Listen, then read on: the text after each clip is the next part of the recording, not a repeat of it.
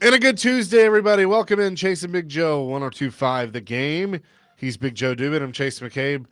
Nick Frazier, Dr. Crane on the ones and twos after doing a fine job as the next man up with Jake Lyman. Gentlemen, how we doing? Beautiful day. I mean, it's an absolutely beautiful day around Middle Tennessee. And I thought today would be the show after Sunday's game with the Titans that would be talking about a new head coach or an interim coach for the Titans. Well, I don't think so, but it is noon, so you never know.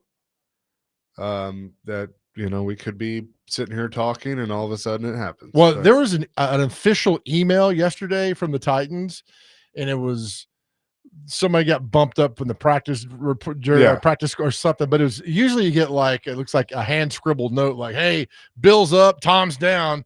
And this was like professional letterhead. I'm like, here we go. And it was just somebody off the practice squad getting released and somebody else. Yeah, Andrew Rupchich or whatever his name is. You better bleep that out, man. He had it right. Rupchich. Andrew Rupchich. Yeah. Pardon you? I mean, it's bad when Rupchich doesn't make I'm not going to say his name. Rupchich. It's almost like when we used to do Dante Bichette, Colorado Rockies player. Then his son makes the league. He's Dante Bichette Jr., so then you had a little leeway where you could say Bo Bichette. Bo Bichette. Yep. If you say it too fast, you get called to HR. You're like, it's Bichette. That's all it is. Bo Bichette. You get it, right? Okay. Just making sure. Oh, that hot maca goes to your head. So you're not sure what happens. Not going to live it down, I promise. No, you're not. No. I will tell you, I'm proud of you. I went to the farmer's market the night when you had your little pizza thing out there, and would you sell like 100 pizzas? I mean, it was close. Pretty good, man. You had a line there. I mean, I was proud of you. Thank you. I appreciate that. And I got to hug Nani, which was the best thing ever. Oh, wow. That's cool. Chase, you should have seen my grandmother's eyes. They just opened up like a deer in headlights. She got excited. She got a picture with him. I was like, Nani, you want him to sign it? And he goes, that's $5. Like, Nani, we're not going to get it signed. And I got up to pay for my pizza, and she's like, you put that money away. I'm like, I can't. It's for Nikki, right? I got to. That's how you go out of business, is you give your friends all the free stuff. Yeah. A good friend doesn't take free pizza. He buys from you. So, well done. My dad used to say, I'm going to go out of business because I have to feed him. Then he'd point at me. So, oh, man. I'm sorry. I was like, dang, okay. He's not wrong, though. He said he's not. Who we got coming up at 12:15? Former Florida South Carolina head coach Will Muschamp's going to join us. Got a lot of college football to talk about. His son is a quarterback at Vanderbilt, so he's enjoying this ride. It'd be good to ask him about what's it like enjoying this ride as a parent. Yeah. You've never got to do this now. Plus, he's kind of semi-retired from football and kind of taking it easy. So it'll be good to catch up with him and his thoughts on what's going on in Alabama, Georgia, Tennessee, and everything else. And am I allowed to say your connection to him? Yeah, I just through our buddy Coach Wells. Through the coach. Through the coach and all that. And that's how we have a lot of connections through the coach. We have a lot of connections to the coach. Yeah. And as you go through life, it's truly, you'll understand it's all who you know. Yeah. It's never about what you know. It's about who you know. You and I have no connections on our own, but the people we know. I have zero connections. Zero. In fact, our Amazon delivery guy in the neighborhood is more popular than I ever will be. I mean, our connection with Greg Poe gets us into a lot of places. But you don't know what places. Yeah, right. That's the adventure. Places could be the jailhouse, could be a 5-star restaurant. You just take your chances. Both in the same night. You never know. All right, so do we want to go ahead and introduce our question of the day, and then we'll obviously get back into it? Yeah, have it throughout the whole show. Absolutely. All right, you want to go ahead? It's yours. This is good. So I'm going to do this in honor of the Titans being where they are. If Hollywood were to make a movie about this version of the Tennessee Titans, who would play the lead characters? Amy Adams Strunk, Chad Brinker, Brian Callahan, Mike Borgonzi, Bill Callahan, they're all on the table. You don't have to say all of them, but what Hollywood actors would play today's Tennessee Titans? I love it. Yeah. I mean, can we add Rand Carthon in this too? Yes. We just have we have like a cast of like 12 people, but I'd be great. Can you imagine? I mean, it'd be like a combination of Dallas and Knots Landing and all the great soaps in the 80s all come together as one for this football team. I mean, Amy Adams, I mean, who would portray her? I mean, obviously, When I tell you mine, you're gonna laugh. Kathy Bates is Amy Adams Strong. it's not bad. That's actually not a bad one. Yep. That's what I I would mean, go she's with. in that dumb show Matlock reboot, so Yep. this would be good for her to do this. Yeah. Yep. And I would just think on down. I mean, just the Callahans, son and dad plays that. I mean, I'm trying to rack my brain to see who would be good for that. He might be a little too old for Brian Callahan, but he could look younger because he still kind of looks young. I just for some reason thought Rob Lowe. Rob Lowe is Brian Callahan. See, I like DiCaprio.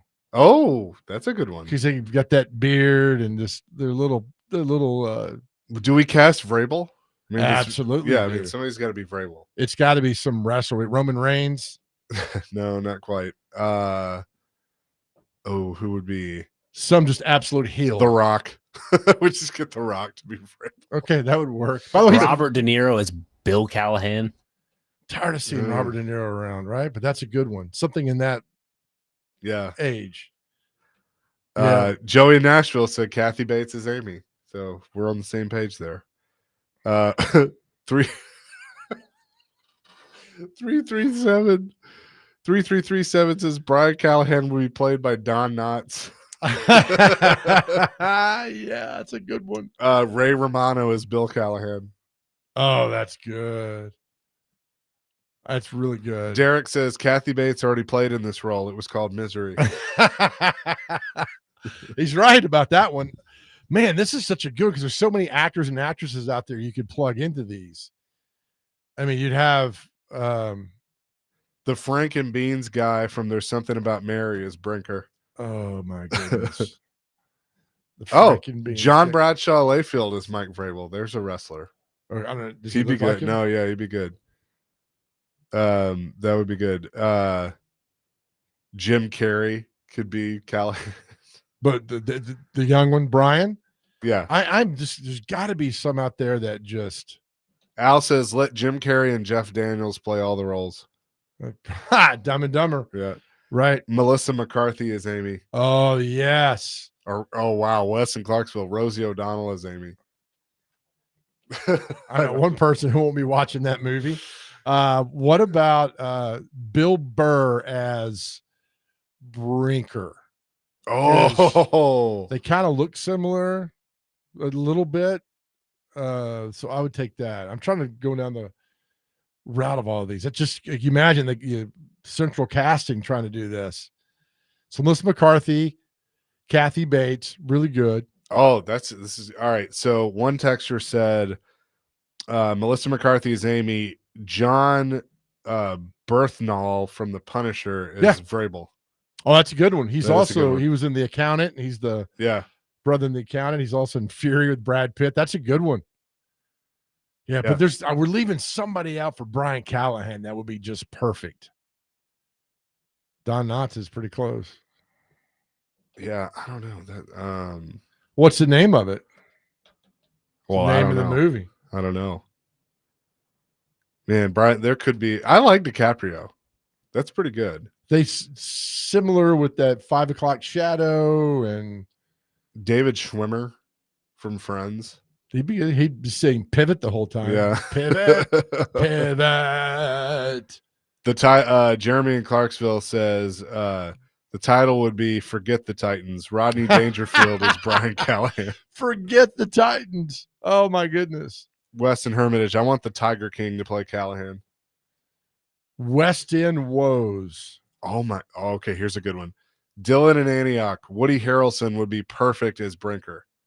Yeah, that's a good one. I could see that.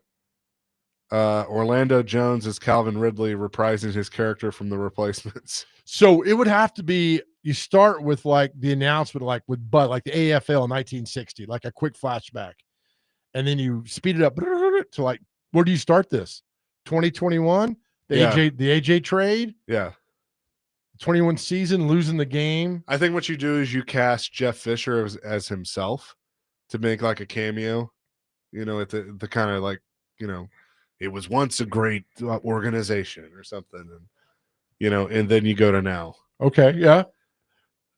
But you're right. You got to start with like the AJ trade. So you That's have the opening scene. So you got to have John. Who would be John? John Robinson. There's who looks like him. There's somebody that looks just like him. I can't remember who it is. But you have the scene in the draft room when Vrabel storms off. Yeah. And that's your opening scene. And then from there on, the movie takes over. And then you do it like. Oh, Chris Pratt could be Callahan. That'd be a good one. Somebody just said that on the text line. Yeah, from Parks and Rec. That's not bad. In the Guardians of the Galaxy Yep. movies. But Ed O'Neill. Ed O'Neill's a good one. Ed O'Neill as Bud Adams.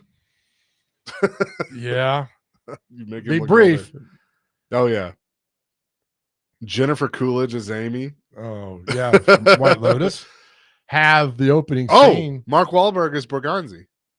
Oh yeah, That could work. Hey, yeah. Yeah. That's Italian. That's not Boston. Shane Gillis is J-Rob.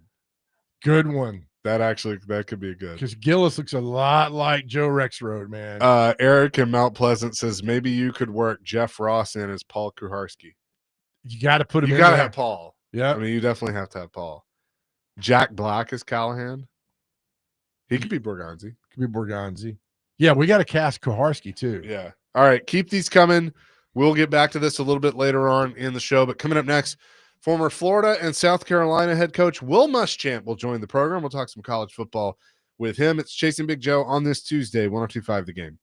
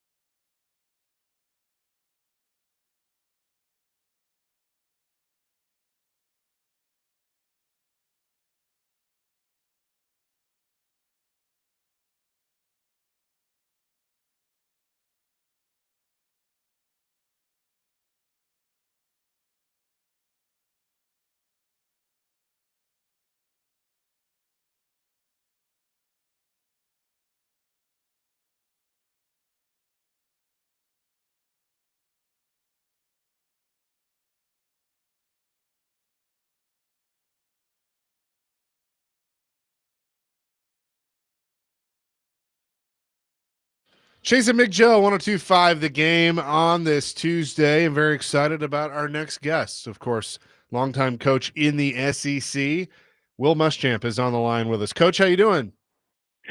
Joe, Chase, I'm doing great. How you guys getting along? Oh, we're doing fantastic. Thanks so much for doing this today. How much fun have you had just kind of getting to be dad and keep up with the Vanderbilt Commodores? Your son, of course, is a member of the roster, and they're off to a 5-0 start as they get ready to head to Alabama. I know that's been fun for you to be able to watch. It has been. I've been for about 30 years. I've raised other people's kids other than my own. Not proud of that, but now I'm being able to be a father, and Carol and I are having a blast going to the games, and of course Clark and his staff have done a fantastic job. So it's been a lot of fun. Is the coach able to stay quiet while watching these games, or once a coach, always a coach? Well, I enjoy it. I do think from a defensive perspective a lot when I'm watching games, and Tim Beck and that offensive staff at Vanderbilt do a lot of really hard things to defend, and they've got a really talented team. And I sweat a lot watching it because I'm like, man, I'd hate to have to prepare for these guys. Yeah, Coach, thanks for doing this. I really appreciate talking to you. Yeah, when you look at Diego Pavia, and you're a defensive coach your whole career, what's that like watching Pavia run that offense and you thinking, like you just said, man, how do I stop this? I put a guy here. Do I do this? All that. You got to be going through all the emotions. Well, they have 5 offensive linemen that have 5 or 6 years experience in college. They've really improved themselves on the perimeter, on the edges with Richardson and Sherrill, right there from Lipscomb's a really good player.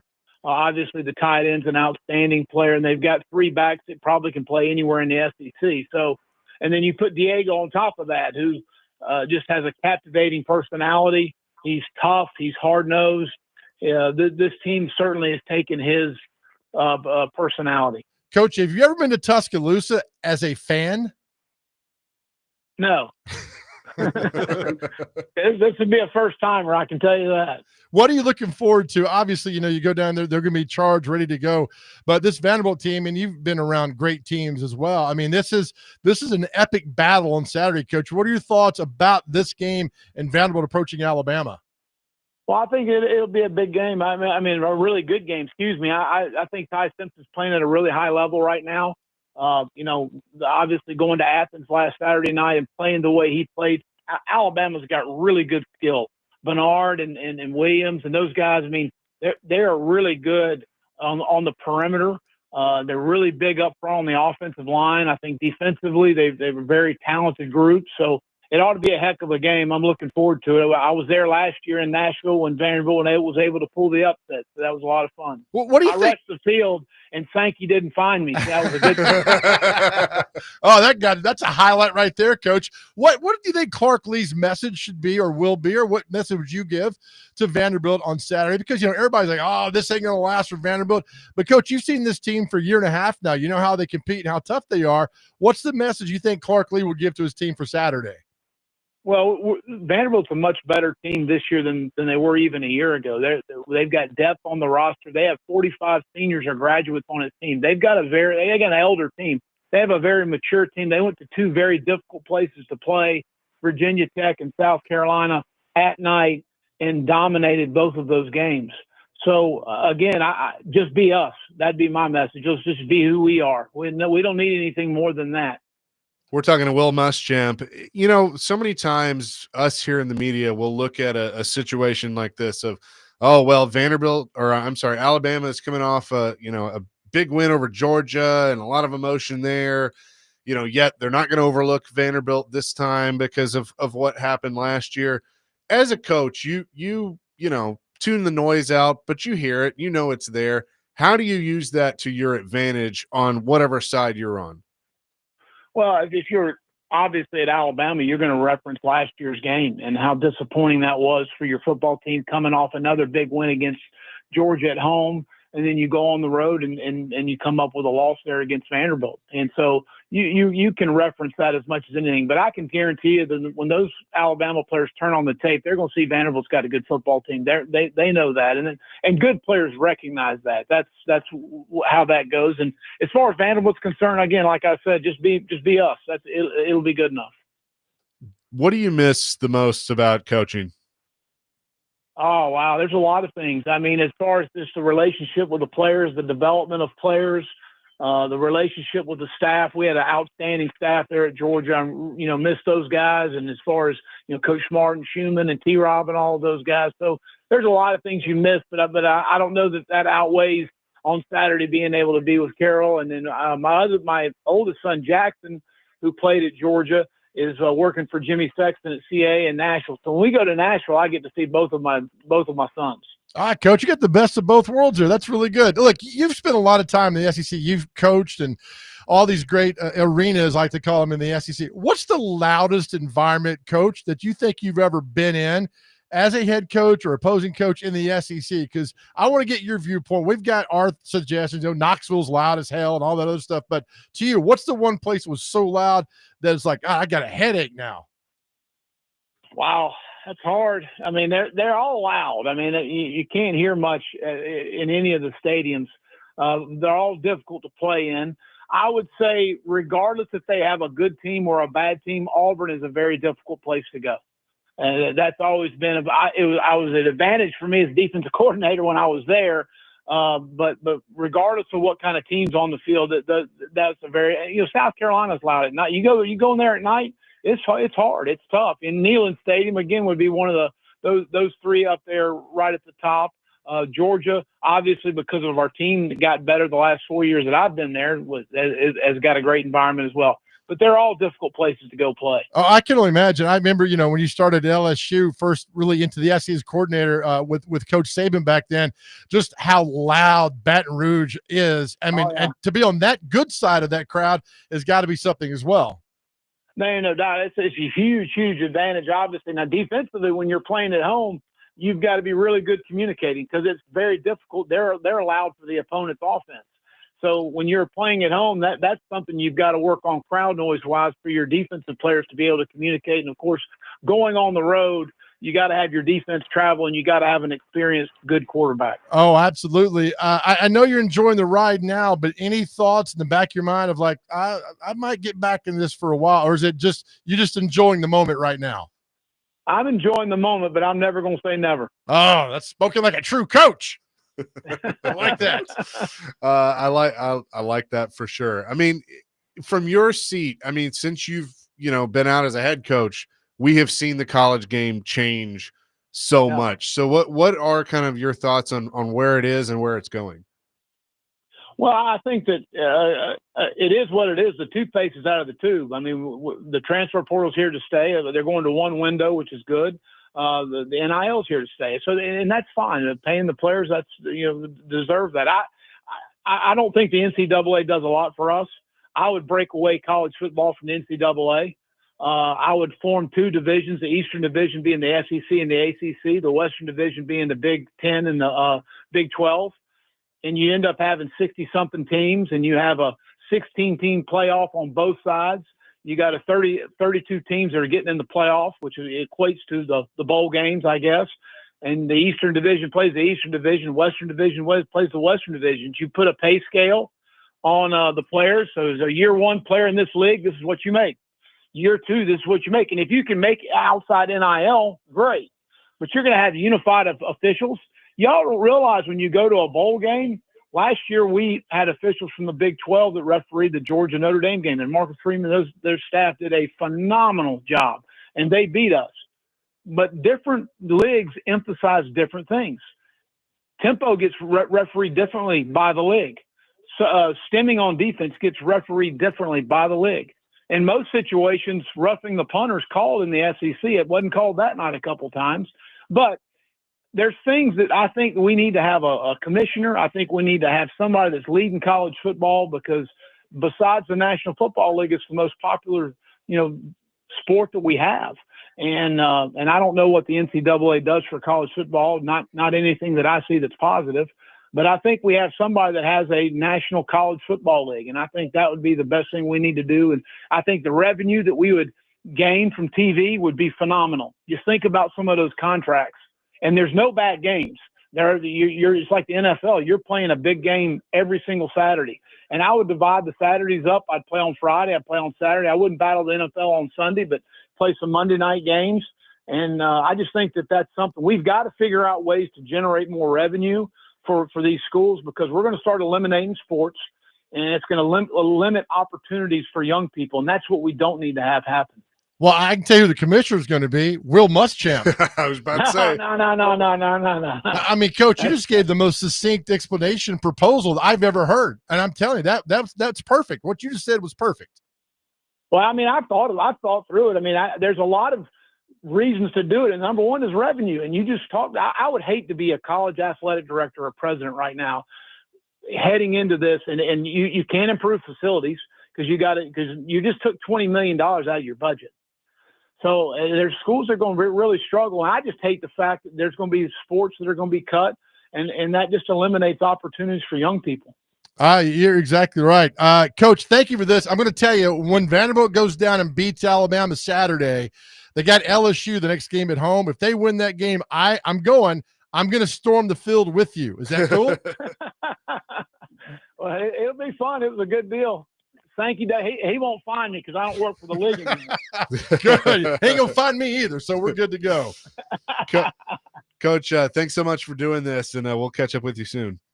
All right, y'all take care. We'll see you. Absolutely. Will Muschamp joining us here on the Chasing Big Joe show. I'm with you. Like what he just laid out there.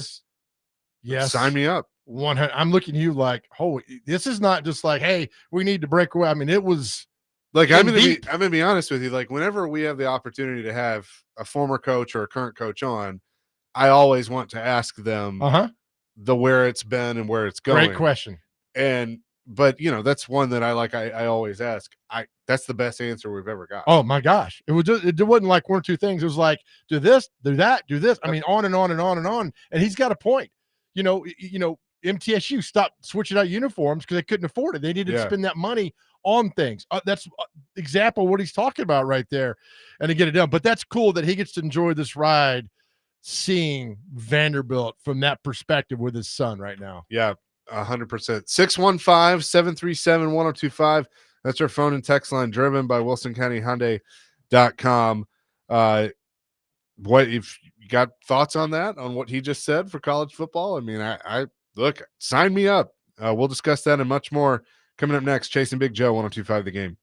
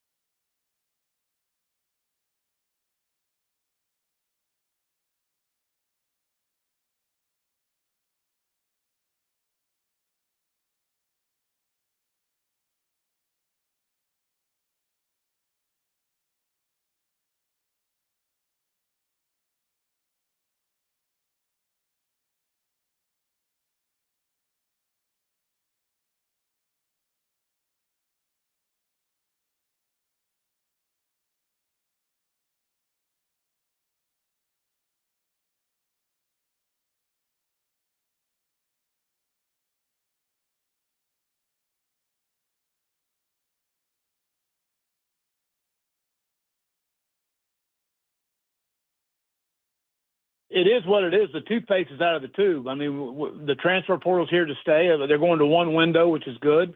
The NIL's here to stay. So, and that's fine. Paying the players, that's, deserve that. I don't think the NCAA does a lot for us. I would break away college football from the NCAA. I would form two divisions, the Eastern Division being the SEC and the ACC, the Western Division being the Big 10 and the Big 12.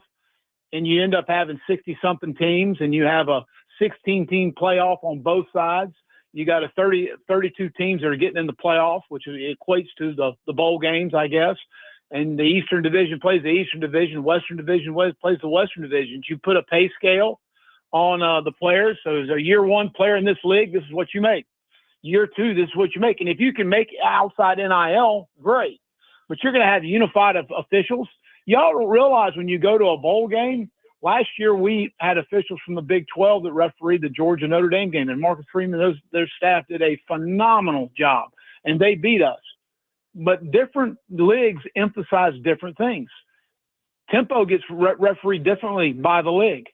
So, stemming on defense gets refereed differently by the league. In most situations, roughing the punter is called in the SEC. It wasn't called that night a couple times.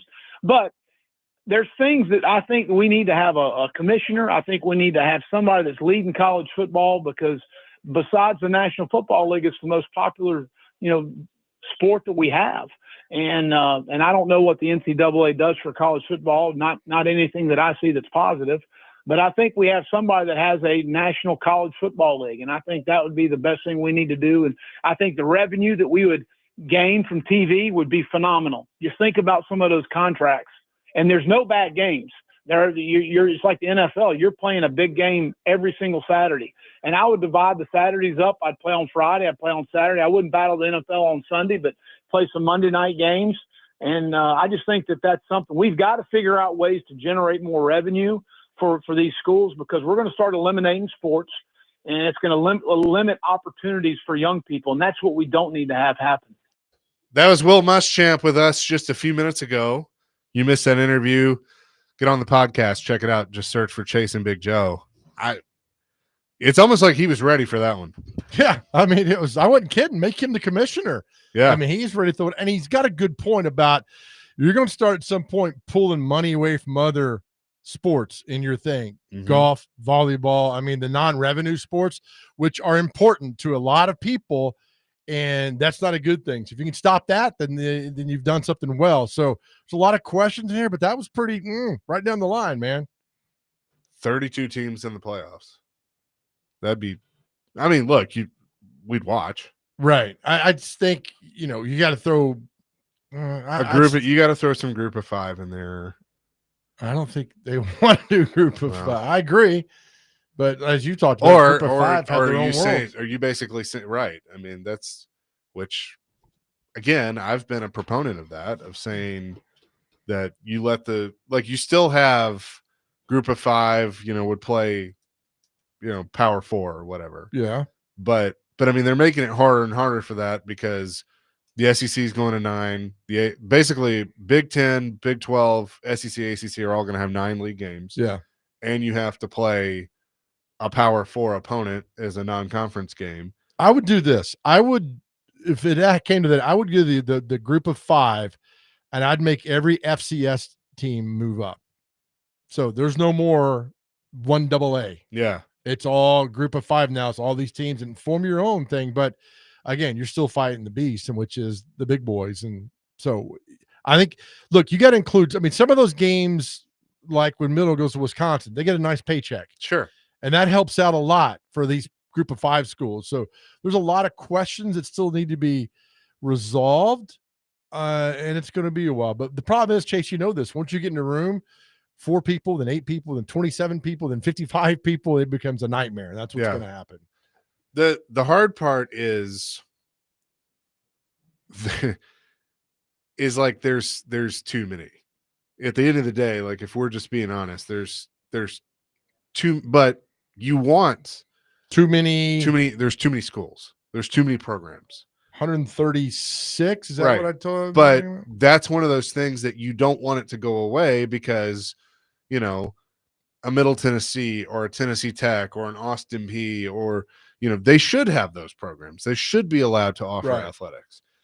But now it's how do you create, because it's never going to be truly fair, but how do you create an opportunity, for them to generate revenue, to be able to have competitive programs, but also, as much as you don't want to say it or admit it, we're always going to have the understanding of MTSU is never going to compete for a national championship. Yeah, They're just not. Yeah, right. And so it's it. And then at the same time, a team like Vanderbilt, a program like Vanderbilt, because they are the SEC, they should be in those group of schools that should compete for national championships, but historically they haven't. Well, his plan puts everybody on the same level, Right. all across the board, which I don't mind because Right. in the old days, you went to a school because legally, I mean, the best place, you liked it, you got your school paid for, and whatever happens off the field happens off the field. But nobody talked about that. So now you go back to this way. It's like, all right, if it's one school, if Tennessee's offering this one kid $400,000, so is Vanderbilt. Now it comes down to what school fits you best, and so there's a lot of choices to be made. But if one school is paying you $2 million, other can offer you $400,000, where are you going to go? Right. You're going to go $2 million. Well, school. and that's why, and I know there's some legalities and stuff with this, but there does need to be some sort of salary cap. Yeah. The problem is, the courts have stepped in and are basically saying, well, you can't cap, how much somebody can make. Right. Then you have to form a union. I'm not a labor lawyer. And then you basically have become a pro sport. Yes. Yeah, Right. That's it. And so there's again, more tentacles and layers that come out of all this that happens. But fact is, got a hell of a game Saturday in Tuscaloosa, right? Oh, I mean, so I know we've talked about this before. We get, you talk about things off the field, but when you put that aside and talk about what's happening on the field, like this game in Tuscaloosa on Saturday is monumental in so many ways. Diego Pavia wrecked Alabama's season and offseason. You know why? All they talked about Alabama was Pavia. Ryan Williams on that podcast, all they talked about, SEC Media Days, how Pavia ruined Alabama's season and offseason. So, let Alabama on Saturday go crazy and let other guys win the game for him. If you want to go out and take out Pavia, fine. But you heard Will Muschamp. He's like, they got a damn good offense. Interior, on the edge, that's a good football team. That's the first I've ever heard that, and it coming from a Will Muschamp, that goes a long way. Yeah. Can you imagine that? Like, it's funny going into this game, and I think even at the beginning of the year, we didn't feel like this would be the conversation. But now going into this game, Right, there's actual belief that Vandy could go down there and win, and actually win. It'd be great. I mean, it would be so. It would great. change. It would change the narrative because, I mean, they're a top 10 team, right? Vandy? Yeah. Pretty close, yeah. I mean, they're 8. What are they, 18 now? I think they moved to 16. 16? Tennessee's 15th. Yeah. So, I mean, you go to Tuscaloosa and win. Right. So, Vanderbilt and Alabama, the last time both teams were ranked was 1937. They played Thanksgiving 1937. Both teams were ranked. 16 versus 10. That's what it is. Number one team in the country, 1937, Pitt Panthers. Wow. Number 2, Cal. Number 3, Fordham. Number 4, Alabama. And then Vanderbilt was 12. That was 1937, the last time these two teams were ranked that played each other. That's By the way, you're going LSU Vandy game, right? Yeah. So I'm going. I'm going with my brother. And we're going to find, if they win, I'm going to find Coach. We're going. Yeah. And we're storming the field. Because if he ain't getting fined, we're not getting fined, right? Can you imagine, Chase, when Alabama got beat last year? Is this calling me Candace? Turning around on the field and seeing Will Muschamp full sprint going for the goalpost. He's got that crazy look in his eye like you did like when he was a coach. Would you not join him? I'm like, hell yeah. I would do whatever he told me to do. Let's go do this. I would look at him and be like, Coach, what are we doing? We're tearing the goal. Okay, we're tearing it down. Now we keep doing hypotheticals. Can you imagine if they beat Alabama at LSU? I mean, this is so much fun. It's the fact that we get to talk about it because it could happen. Well, and I mean, here's the other thing. Man. Like, let's think about this for a second. Let's say they split. they let's say they lose at Alabama, but they beat LSU. All right.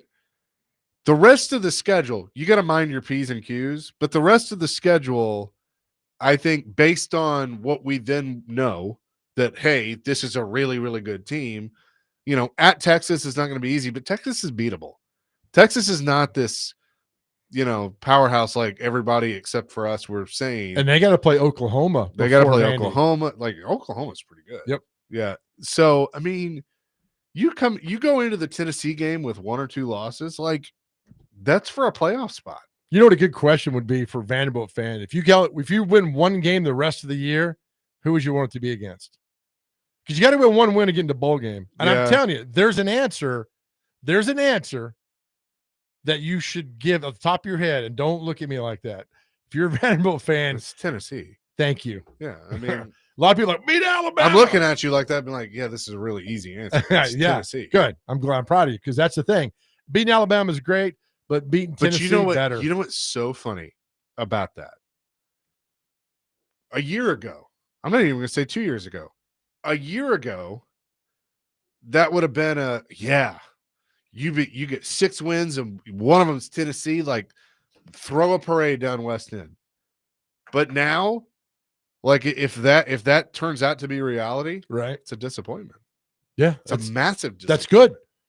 That just shows you how far the program is going. It absolutely does. So, I mean, look, I'm still now. I said yesterday they're going to go down and beat Alabama, and I'm standing by that. That's the fan. That is the little boy going with his dad watching Vanderbilt lose by 4 touchdowns to Ole Miss with Woody Ball and having to live Woody Ball, RIP.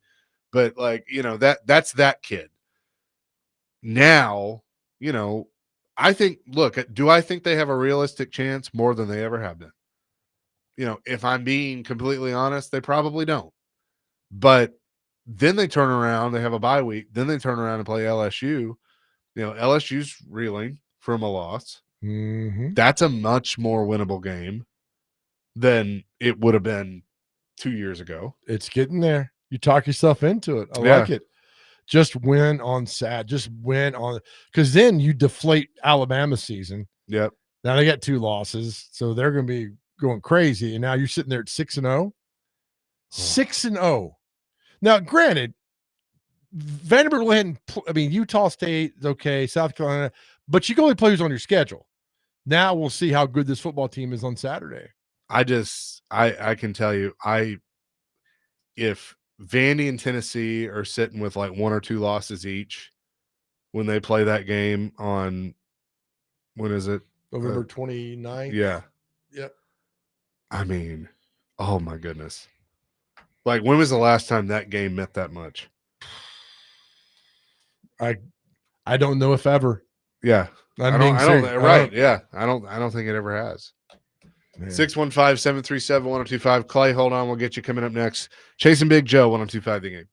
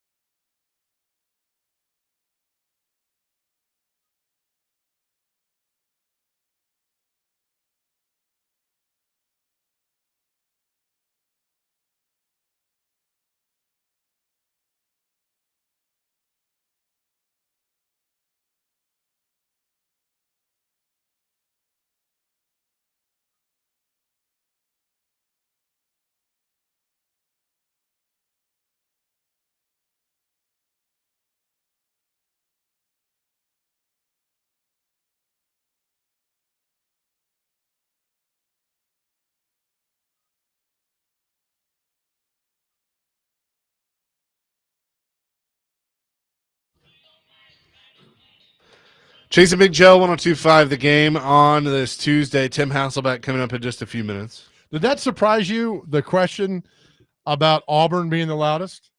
I mean, he said they're all loud. Yeah. He said, but something about Auburn No. made it different. No, I mean, I've heard Auburn's a pretty special place to go to.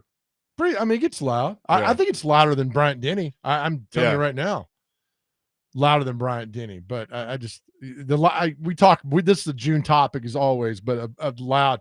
In 1990, when Dale Carter ran a kickoff back against Florida, and Tennessee was down 7-3, and he ran over and Gator Mike, you remember this play? Dale Carter ran over about 25 Florida Gator players to get to the end zone. He ran a kickoff back. I literally thought Neyland Stadium was going to shake into the river. It was that loud. It was that moving. That is the loudest I've ever heard anything in my life. But when he talks about all the SEC being loud, to me, that was just one of the loudest things ever. 0273 says, why is Alabama favored by 10.5? No respect for Vandy. Because it's at home. And it's out. It's Alabama Vandy. I mean, that's just thing. Considering there have been many, many years where Alabama has been favored by like 21.5 and 24 and things like that. Like, okay. Would you take 10? Hell yeah. Take the points. Last year, what was it last year? I mean, it was like 20 something last year. Yeah. But yeah, I would take the points. I think it's either gonna be really, really, really close with a Vandy win or it'll be Bama blows them out. I'm always wrong. I don't think Bama blows them out. I just really don't. This is an opportunity for them at home after the Georgia game, back on national TV, to say, hey, the Florida State game, it wasn't us. Yeah. There's a great chance. Yeah. Clay wants to weigh in. What's up, Clay? Boys, how we doing today? We're good. How are you? I'm fired up for Saturday. Oh, yeah. College game day, boys. Like I said, I would run through a brick wall for Clark Lee if he'd set one up for me. For Diego, too. Can you show us? Can you do it? Show it. Show us you doing it? Seriously, boys. This is great exposure for Vanderbilt, being on College game day. I hear there is going to be a friend of Diego's on the sideline in a Diego jersey, and that's Mr. Johnny Manziel. Yeah. And look, I get it. There's a lot of comparisons, but I'd keep Manziel away right now until after November. Just, you can be a fan from afar. We don't need you hanging out with our guy right now. Well, guys, seriously, this is the way I look at the game. If Vanderbilt goes down there and competes, and, let's say they do lose, but let's say they compete.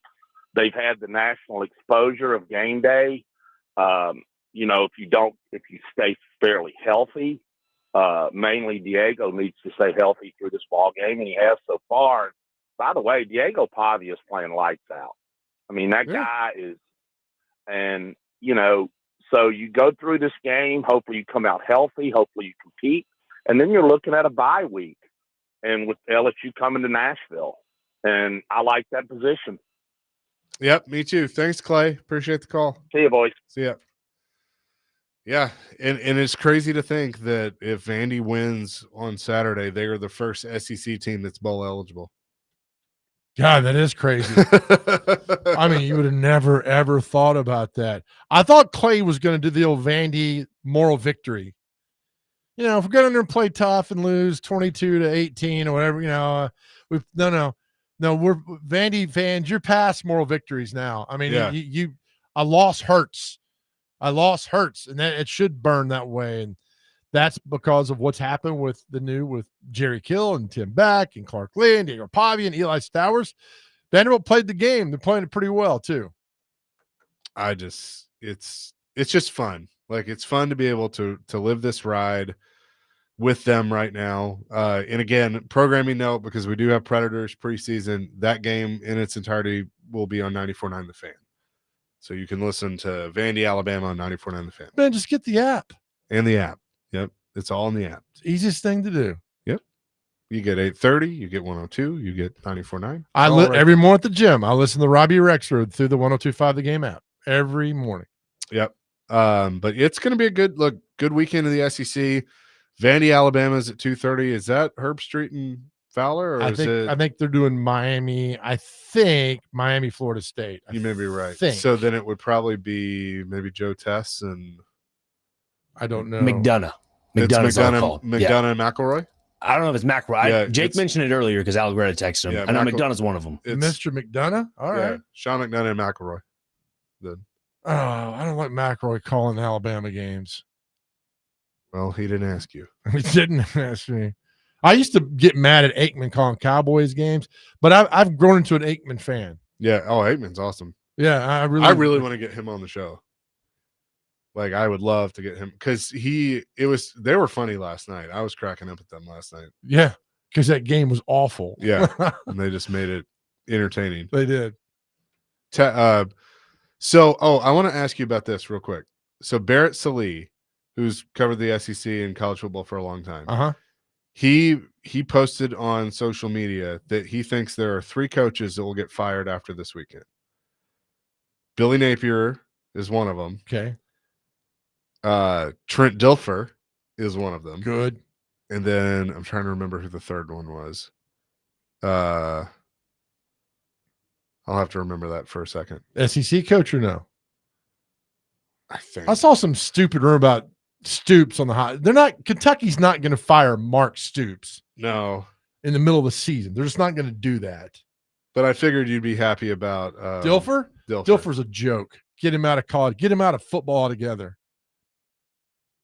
I just wish Heupel would have scored 90 against him and they took the foot off the pedal and let UAB come back. I was so mad. I heard the final score. I was so mad. Joe's Twitter thread that day. 129 more to go.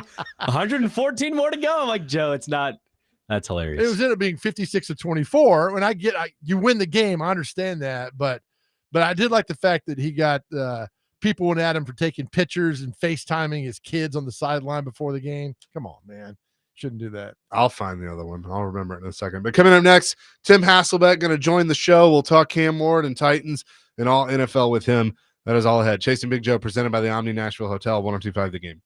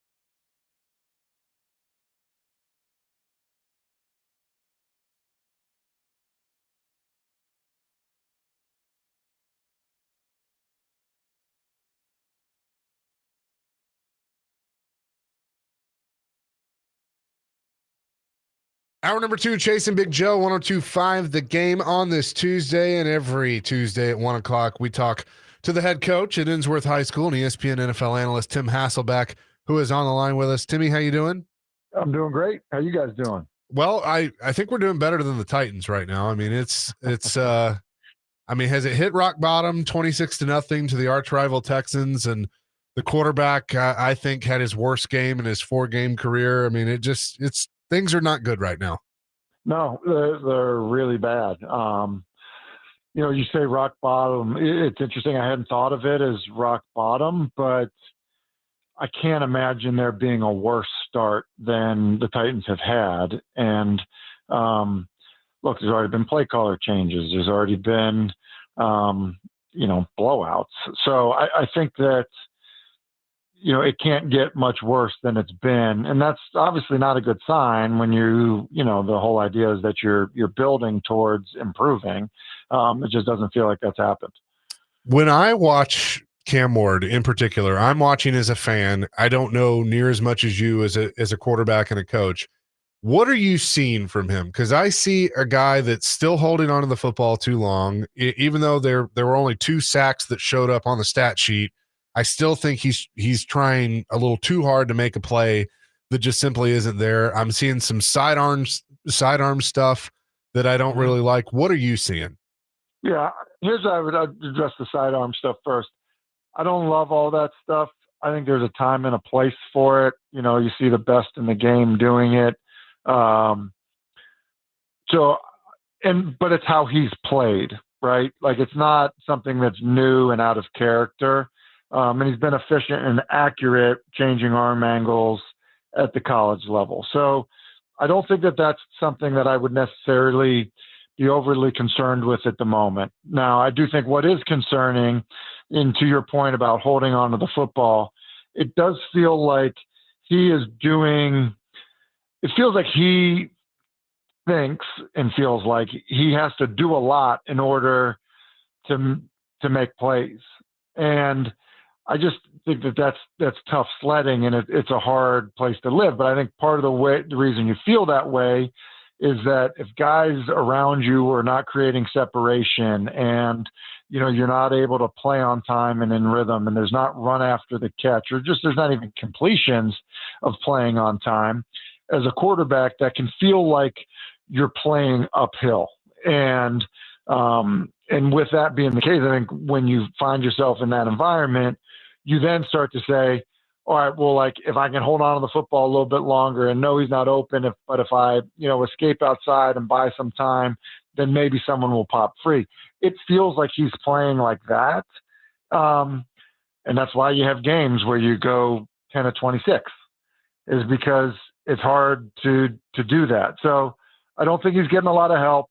And I think there's probably enough reason to believe he's maybe even making it worse by trying to create on his own.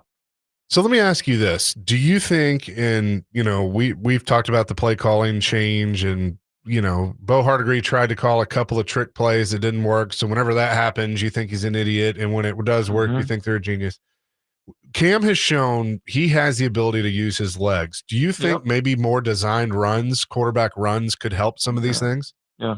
I don't think he's a designed runner. I really don't. Look, I was even a little bit surprised in how much the Giants ran Jackson Dart, because he really was not a runner in college. Now, I think Jackson Dart is probably a better designed runner than Cam Ward is. But I think if you watch the Giants and what they were doing with him, I think you're on a mission to get your quarterback hurt. Like, you just are. I mean, you just look at it. There's a 3rd and 2 run the Giants called with him, where you're basically putting him in the hole with an inside backer. Same thing down in the red zone, kind of inside the 5-yard line as a design runner. And so people can, get all excited about, Jackson Dart's rushing touchdown, where it was basically an RPO. It was stick to his left, and then it was basically quarterback lead draw, and he comes through, clean and untouched, and that's great. But, the benefit of that without what I think is the problem of basically running gap scheme or power schemes with your quarterback, you're just going to get him hurt, by doing that. So look, I think the better thing would be change the launch point as you kind of struggle a little bit with pass protection. Moving him is fine, but I think, this idea that of having really trying to run him to supplement your run game, I don't believe that that's the right path to go down. Talking to Tim Hasselbeck on the Chase and Big Joe show. Tim, when a quarterback knows when he drops back, he's going to be under heavy pressure. How does that affect you even before you take the snap? Because I think Cam Ward knows when he drops back, Tim, and that there's going to be 2 or 3 guys waiting on him in the back in the pocket. Here's the thing. I think if you know that guys are going to win, you like pressure. You would invite pressure, because if guys win on the outside, then you basically have reduced it to throwing one-on-one routes. And so it's kind of great. But what's not great is when people are bringing pressure and you, to your point of, look, that you're going to get hit, and you know that it's not going to be a clean pocket, but you're not sure and you don't have confidence in guys winning and making the play for you. And so you feel like, all right, well, maybe I've got to hold on to the football a little bit longer to see, the angle he sets, or to see if he does get any separation, or, the timing of it all. That's an awful feeling. That's an awful feeling, because you just, I think a lot of times people see pressure and they're like, this is perfect, because you just made it easy for me, because now I know where I'm going with the football and I know my guy's going to win. Well, when they don't, then it's awful. So I think that is the world that Cam is living in right now. We talked last week about up-tempo, go, go, go, go. I called a game last weekend at Kennesaw State at MTSU. Kennesaw State ran plays, Tim, with only 3 to 4 seconds off the play clock. They were going that fast, and it confused everyone. Are the Titans capable of running an up-tempo offense? Because I don't think they are. I think you could be capable of doing it. The problem is, because the offense has struggled so much, you would be destroying your defense in terms of, going so fast. And so, if you have these super quick 3 and outs, now your defense, which, has been, okay, I guess at best, now it puts them in a tough spot. So do I think they could? Yeah, I think they could, because they have a quarterback that would know how to operate super fast. He's done that before. I just don't know that that's necessarily, for your team, what ends up being best. I think more than anything, Joe, is I think they need to define completions. You can't, it's very hard to win a pro football game and when you have 10 completions. I talked to a lot of college coaches that felt like, look, if we feel like if we complete 22 passes in this football game, we like our chances of us moving the ball, having time of possession, doing those types of things. When you complete 10 passes in a pro football game, I think it's impossible, because it's going to be hard to run the ball because they're not fearing you throwing the football. And I'm not saying they've got to be down the field. I'm just saying you need to complete more passes so that the team is defending 53 and a third, and they're defending things other than you just running the football on them. And right now the Titans just aren't completing enough passes. Well, what you just talked about led to the greatest fight between coaches on the sidelines in NFL history, when Gilbride and Buddy Ryan got into a fight, because that was what you're talking about. They were going 3 and out, and Buddy Ryan says, you got to give my defense a chance to rest. And that's how the fight happened. So I understand what you're saying. Yeah, and I think, look, Stroud had 22 completions in the game. I do think that there's an element of, that's not always it. But when you have a struggling offense and you're trying to figure out, okay, what do we need to do in order to play better? I think you need to find completions. And to me, it doesn't matter if you're throwing a little stick route to somebody. Look at what the Dolphins have done in the past. The Dolphins, have found ways to find completions. I think it's just, generally speaking, helped their team. So to me, it's not the tempo. I think pro defenses handle tempo extremely well. You do see teams, when they get to third downs, not huddle and go fast to try to get a more simplified third down defensive call from the defense, which does work oftentimes. But yeah, I mean, I think that's, the area where I would focus more so than, trying to get into to going super fast. Tim Hasselbeck is with us, ESPN NFL analyst. We've talked about that. Are they nearing the point where they should start fielding phone calls to trade guys? Jeffrey Simmons obviously would be at the top of the list of getting whatever they could for him because he's been their best player. There's really no arguing that this year. Do you think they're nearing that point, or is that something that maybe they should avoid and use some of those guys as building blocks for the future? No, I think you're nearing that point. You have a rookie quarterback. And so, I think doing what you can to essentially, bolster, the arsenal to be better in years to come. Like you're 0-4 in one of arguably one of the weakest divisions in football.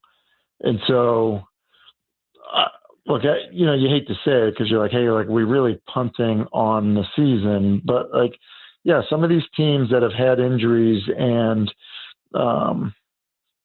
need players, like this would be an example. Like, and I'm not saying, like, Calvin Ridley ends up being, like, a candidate for this. But if you're the Giants and you're Brian Daboll and Joe Shane, for that matter, like, and you keeping your job is important and – you maybe have a chance and you just lost Malik Neighbors. Like, are you in the receiver market? Like, you very well may be in the receiver market. In the long-term future for the Titans, is Calvin Ridley really in the plan to be one of Cam Ward's most desirable guys? Probably not, and I do. So yeah, I think there are going to be teams. Look at what's happened to the Chargers. The Chargers think they have a really good team.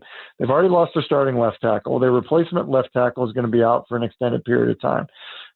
Khalil Mack's out. Like there are teams that are going to be looking for guys that think they're contenders. And so, yeah, I think starting the conversation now, well ahead of the trade deadline, is a good idea for the Titans. We'll have more with Tim Hasselbeck coming up next here on Chasing Big Joe on 102.5 The Game.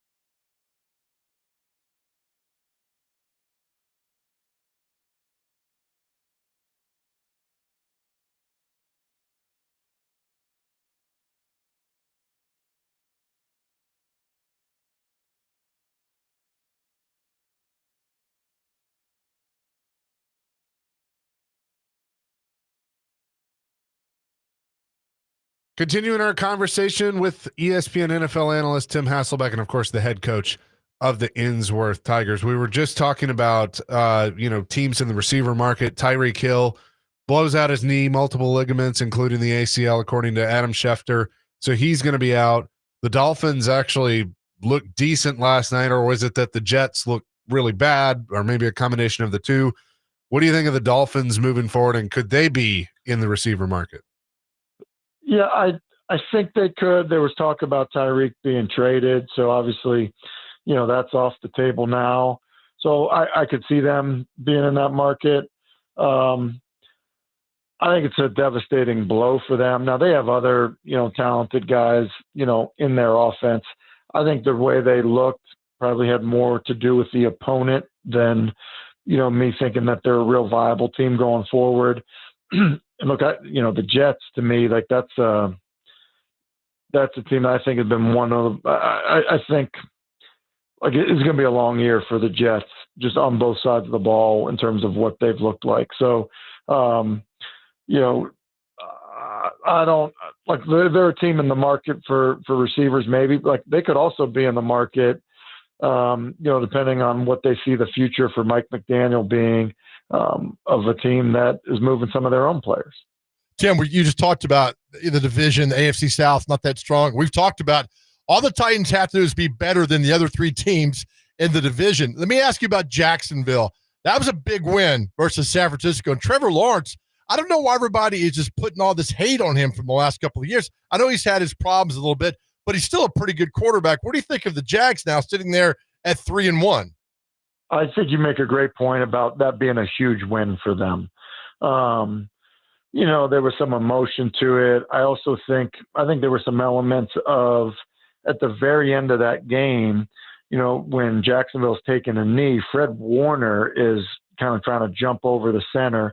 He rolls up on the Jaguars' left guard. And so a lot of this interaction with Liam Cohen and Robert Saleh, I think, has been attributed to, the signal stealing stuff. But really, I think there was also elements of, hurting a Jags player, Cohen kind of sticking up for him. I think, you've seen Cohen getting on Trevor Lawrence. I think Cohen is going to coach the quarterback hard.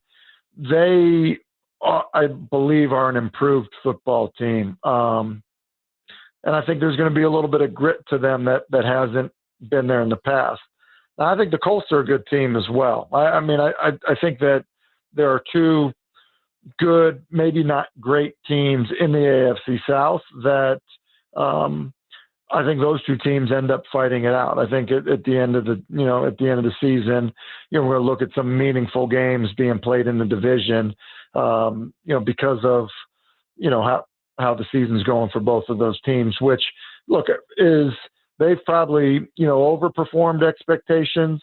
And then I think when you look at teams like Cincinnati and Baltimore, also AFC teams, they've really, underperformed to this point. Why do we still have receivers dropping the ball a yard out from the end zone? I don't forget the Colts receiver who dropped it on the half-yard line. Well, as a head coach, Mitchell. What do you do?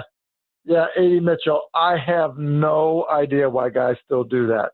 Like, you have 10 yards before you go out of the back of the end zone to extend the ball out. That is wild to me. You think of that game.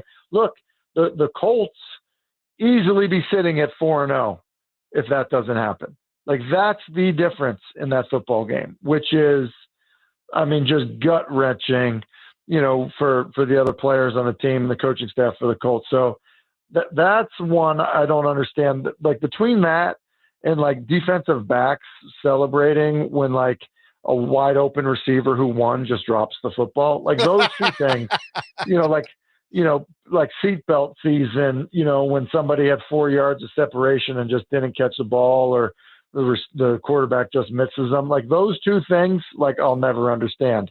I understand those more than mental reps. Okay, let's just put it that way. I'm glad somebody does. Tim Hasselbeck is with us on the program. Can you have a lot of pull? Can you do us a favor and call Roger Goodell and get rid of ties? Because ties should not exist in the NFL, especially when you have such a compelling and exciting football game on Sunday night between the Cowboys and the Packers. I hated seeing that thing end when it did. at least give me a 15-minute overtime quarter. I mean, I know there's no perfect solution to it, but man, I hated to see it end in a tie. Well, since I come on the air after the games, I maybe was one of the few people that was like, fine, just end this thing. I don't feel like coming on the air at 3 a.m. But here's what I would say. Look, they've kind of talked about this stuff as like in the vein of player safety, right? Of why they've done the overtimes the way they have. At the same time, they're like adding full games. So, you're talking whatever, another 70 snaps, on a guy for a game. So I agree with you. Like, play it like a full quarter so that if teams do, and it's not going to eliminate all the ties, but like then at least at that point there's another possession, especially with the way guys are kicking field goals these days, where 52-yarders seem like automatics. So yeah, it feels weird to me. The thing that struck me the most though about Sunday night was I thought it was really good quarterback play. It was horrendous defense. But maybe more than anything, for all the, coach complaining and game management that's, obviously gone on here locally and, and probably people have, said some other places. I thought it was almost coaching malpractice what LaFleur did with the Packers. Yeah. There's under 20 seconds left. You're backed up before the half. Like, why are you being so aggressive? That made no sense to me. And I think they maybe only had one timeout, if any. And then the last play of the game in overtime, before they kicked the game tying field goal, like, what are you doing? Like, in an environment where there's coach to quarterback communication, like, they should have lost the football game. Like, Matt LaFleur should have lost them the football game. So yeah, there were a lot of things about that game that felt terrible. But I think when we look at it at the end of the year, the Packers are going to be thrilled that was a tie and not a loss. Is Brian Schottenheimer maybe a little – is he surprising you in a good way? Because he is me. Here's what I'd say. Like, I didn't think there was going to be much of a difference between he and Mike McCarthy. And I'm not saying – and I don't really think that there has been, right? Like, the Cowboys had a really good offense. Brian Schottenheimer is, really, in many ways just connected with, what they were doing offensively. Like, so, when I look at it, I think the Cowboys are a very similar team, but to think that surprising from the standpoint of, I think he's qualified and capable in terms of knowledge and being around teams and influences in his life to be a good head coach. That is not surprising to me, in terms of that. And look, Dak Prescott, you could say right now is playing as well as any quarterback in pro football. Tim, real quick, we talked about your brother and Walter Jones last week about how great he was at Seattle. What would he have done had that been your brother instead of Cam on Sunday when the Texans player takes him down with a legal hit to the head and nobody comes to his rescue? I mean, nobody comes to help. I'm not one for violence after the play, but at some point you got to stand up for your teammate. Yeah, I do think that there's an element. Listen, the fine schedule's brutal these days with, guys getting into stuff. So I don't know that you can sit there and say, hey, listen, man, like, somebody hits our quarterback, let's make sure that you sign yourself up for a $17,000 fine, by protecting him.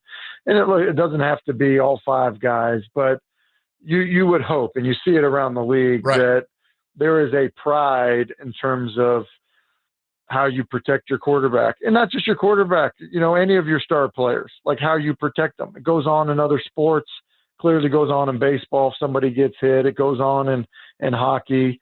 I do think there's an element, kind of an unwritten rule of, if your job is protecting the franchise quarterback and somebody takes a cheap shot on him, that you do what you can to let people know that you're not putting up with it. He is Tim Hasselbeck. Who do you got this week?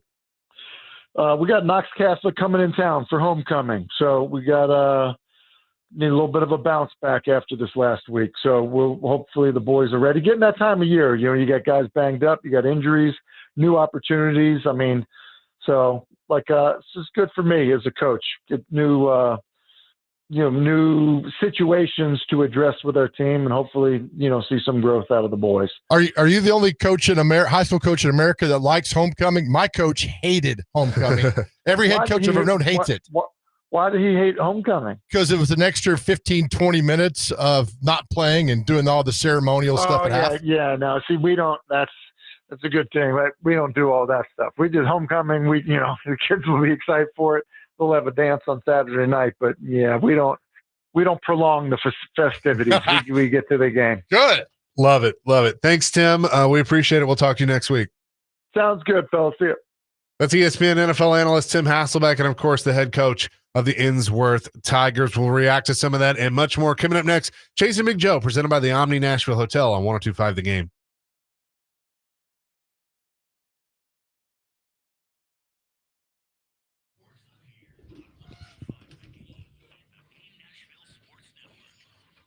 Hey guys, Big Joe here. Did you know that September is Suicide Prevention Month? Yeah, it ends today, but tell you what, we're going to talk about it every day because we're on a mission to stop it. Unfortunately, we've all been affected by a friend or loved one who has suffered from depression and is no longer with us. So, for the last 2 years, as I said on the Chasing Big Joe show, we've been on a mental health mission that if you're struggling, please talk to someone. Talking to someone changed the course of my life. And if you're in that dark place, I want you to know that help is around the corner. We have partnered with Unity Psychiatric Care. This is a wonderful place right here in Middle Tennessee for you to get well, and it works. It's private, it's secure, it's confidential, and again, it works. Just go to thegamenashville.com, click on the Chase and Big Joe show, and there you will see a link to Unity Psychiatric Care. So many have reached out to us in the past 2 years, and now we have a partner that cares about you. And listen, you don't have to go through any of this alone. Or you can call 1-888-508-8002. That is 1-888-508-8002. We tell you all the time that we love you and our world is a better place because you are here. Just please go to thegamenashville.com, click on the Chase and Big Joe show, and you'll see all the information you need for Unity Psychiatric Care. It works. It works so good. And help is just around the corner. And listen, you don't have to go through any of this alone.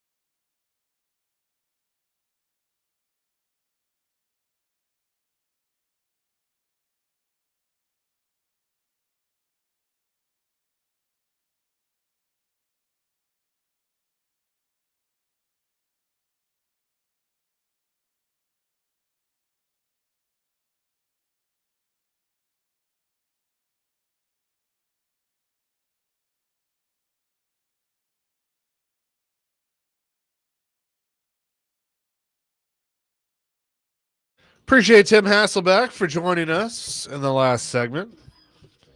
Revisiting our question of the day presented by Aries Tactical, your safety, your skill, your Aries Tactical. Check them out at ariestactical.com. You're casting the Tennessee Titans movie right now. Who plays who? Right. I said Kathy Bates as Amy Adams Strunk. We got votes for her and Melissa McCarthy Yes. to do that. Mark Wahlberg as Mike Borgonzi. Perfect. The Boston accent's perfect. A lot of different for Brian. You got to do both Callahans. You got to do son and dad Callahan. And if Red Fox and Lamont were still around, that's who I'd cast.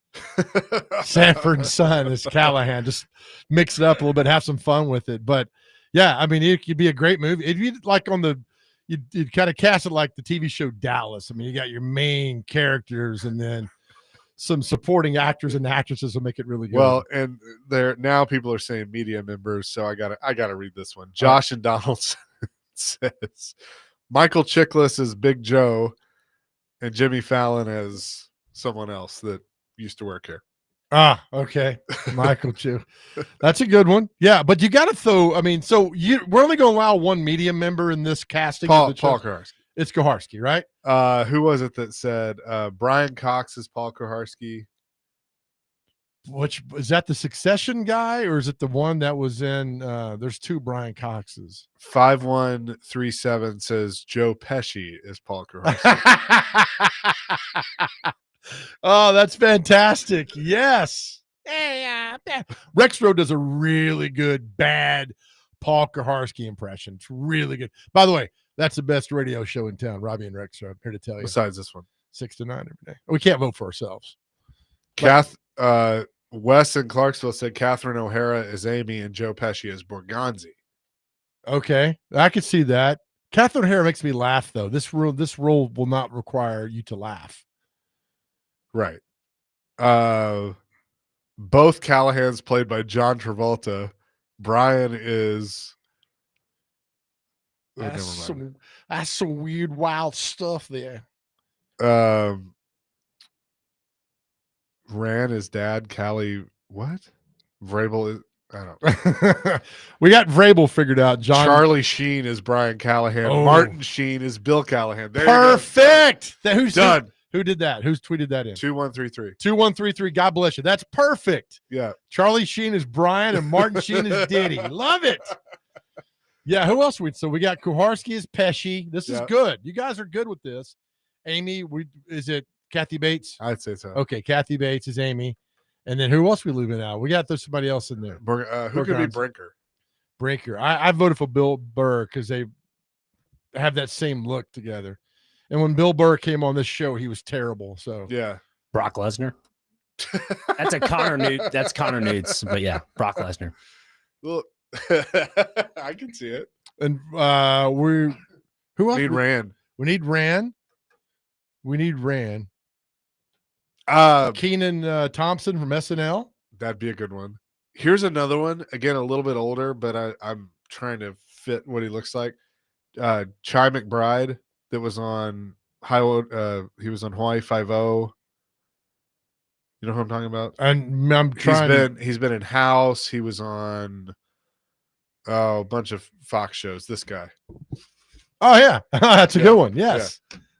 That's a really good one. He could be Rand. And by the way, the song you played, Dr. Crane, coming back in, is the perfect title for this. I think it's going to be a long, long time. And have that song because it's going to be a long time for this team ever. Oh, William has a good one for Callahan. John Krasinski. Yeah, that could work. That's good. I like the real mom and the real father son with the Sheens. Krasinski could be good though. What about Neil McDonough playing as what's it? Burke Nihill. Burke Nihill. No, what about Krasinski as Brian and Steve Carell as Bill? What's the wrestling? Hey, what's the true movie he did about the wrestler, the DuPont family that Steve Carell got? Von Erichs? Wait, what? No. It's a true story about this guy who gave money to Penn State. It was remember the Foxtrot. Foxtrot. Yeah. Steve Carell. They made him look old in that. What a movie! That's a true story. he was amazing in that role. So I like that. Yeah, that could be funny. So Krasinski and then Steve Carell. You could the just Callahans. what if you just did the whole movie as the cast from The Office? You could do that. So have Pam, what's her name that plays Pam? She could be Amy. God, what is her name? Jennifer something. No, it's Jenna Jenna Fisher. Jenna Fisher, yeah. Yeah. Here's a question though. We're having fun casting the movie. Are you going to go see it? Yeah. Would you I can go see see it. the movie? Yeah. Absolutely. We go to Roxy and Dixon, watch it out there, get our popcorn and drinks. Look, and hang out Connor's all day. onto something with Brock Lesnar as Brinker. That's actually pretty good. 8685, Keenan Thompson is Rand. Yep. Skylar says the cast from Oh Brother, Where Art Thou is Callahan, Daddy Callahan, and Brinker. Brinker being Clooney. If we could get George Clooney to do this movie, that'd be Right. Al in Mount Pleasant was the one that said the Sheens. Good one, Al. Yeah, Thank you, that's buddy. good. Ray Romano is Brian Callahan. That's a good one. Mike Vrabel as Mike Vrabel. I think that'd be the fun casting of Mike Vrabel. Who would you do for Mike Vrabel? Jan Levinson as Amy. I could no Jan. No, it would distract Michael Scott too much because all it'd be a bunch of that's what she said. Yeah, around her. But no, that's the thing with this team. I mean, this is what it's come to. We're casting this. If this team was if we were in Indianapolis, we're not casting a Colts movie. And I said last night, I tweeted out last night about the Jets are terrible. The Jets are terrible. And I said, I apologize to Titans fans because now you share the worst team in the league with the Jets. And people are like, no, the Titans are the Jets can score points. True. Josh says Denzel Washington is Denard Wilson. I don't even know what Denard Wilson. I've never met him. I think I've seen him one time. Jay. Jay from Laverne says John Cena is Chad Brinker because you never see him. Miles wants to weigh in. Miles, what you got? Hey guys, I've been listening. I missed like a few minutes while I was working earlier, but I've been trying to hear the whole show, and hopefully somebody didn't say this yet. So this is kind of like, it hits on 2 points basically. I'm casting, rest in peace, to my favorite actors, Chris Farley and Brian Dennehy, who plays his dad, and it's from the movie Tommy Boy. And if you think about it, all right, that's the Callahan Empire. That's Tommy it. Boy, they're the Callahans in the movie. So to me, it made perfect sense. I was like, that's them right there, and it has to be a comedy. Well, yeah, it already is. Certainly not taking them serious. That's a good one. Thank you, Miles. Thanks. Anchor down. Yeah. All right. Yeah, there you go. Get it out. Love it. Alden wants to weigh in. Alden, what you got? I got for Mike Vrabel, if this hasn't been said, Rob Riggle. Oh, I think he'd be a great one. The one from Step Brothers. He's the one that yes. Kobayashi. Yeah. Oh, we know that. Yeah, that's a good one. Rob Riggle. Y'all take care. All right, Thank thanks, you, Alden. Yeah, that's a good one. Rob Riggle, friend of the show years ago. Not I've been here. Yep. Kobayashi. Num num num num. You cannot find that clip, Dr. Crane. You cannot play that clip. Yeah, You're not allowed. Well, he'll find it. Don't worry. We'll take more of your answers to this and talk more about the Titans. Chasing Big Joe, 102.5 The Game.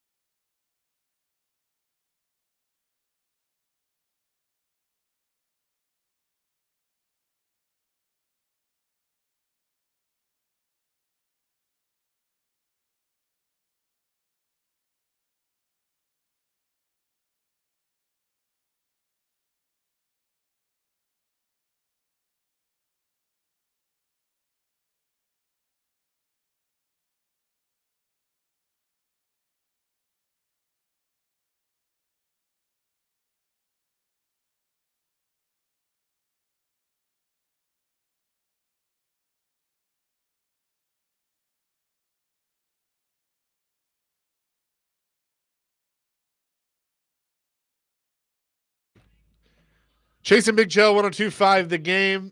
Who would play who in a hypothetical Titans movie? Let's get Billy Joel to do the soundtrack. That would be great.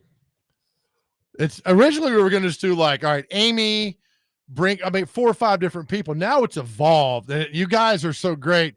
So now we got to include Jeff Fisher in this, right? Because you got to do a cutaway to the Super Bowl. Jeff Fisher could be played by only one person. Jeff Fisher. Ron Jeremy. Don't Google that, Dr. Crane. Just don't. Just trust us on this. That's who plays. That's in the same realm as Debbie Does Dallas. So. Yeah, just don't at all. VHS. None of that. Oh, my God. So there you go. So the movie is basically casting itself, and you guys are fantastic with all these. Can we cast Greg Pogue to be Bud Adams? I don't see why not, right? Greg's not doing anything until March. He's off because of the arena ball. You can do That'd be that. hilarious. I mean, he'd have to drive Fisher to the set anyway. Yeah, we had somebody for Will Levis, right? Austin Butler. From the guy who played Elvis. Looks just like him almost. Matthew McConaughey plays the new head coach when Callahan gets fired. Hey, he did that in We Are Marshall. He was really good in that movie. 8586 says Byron Leftwich can play Denar Wilson. Tell me he's not the same person when wearing a hat.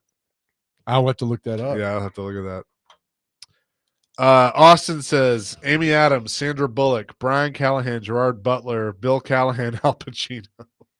I guess Pacino too much credit, man. Oh my God. Jay from Laverne, Jeff Fisher, Billy Bob Thornton that he played in Landman. I need to see Landman. Spot on about Denard Wilson and Byron Leftwich. Holy cow. If it's a comedy, it will be. JB Smooth is Rand Carthon. Oh my God, you guys are fantastic. That's a great one. Oh, goodness. William says if Billy Joel does the soundtrack, he has to have a cameo. He could be Bud Adams. Yeah, that could be good. The budget on this movie is getting a little high, though. It is. For nobody that's going to watch this except for us. What about for Jeff Fisher? It's Al from Home Improvement. You know, Tim the Toolman Taylor's +1 in his TV show. No. Oh, no, that'd be fine. Okay. Thanks, Joe. Yeah. Richard Karn. Yeah, Richard Karn. Thank you. He does the 50 floor now, right? Commercial for hardwood floor or something. 0388. If you cast Ron Jeremy, you'll have to recast Amy because it becomes a whole new movie. Titans and the Hedgehog. What?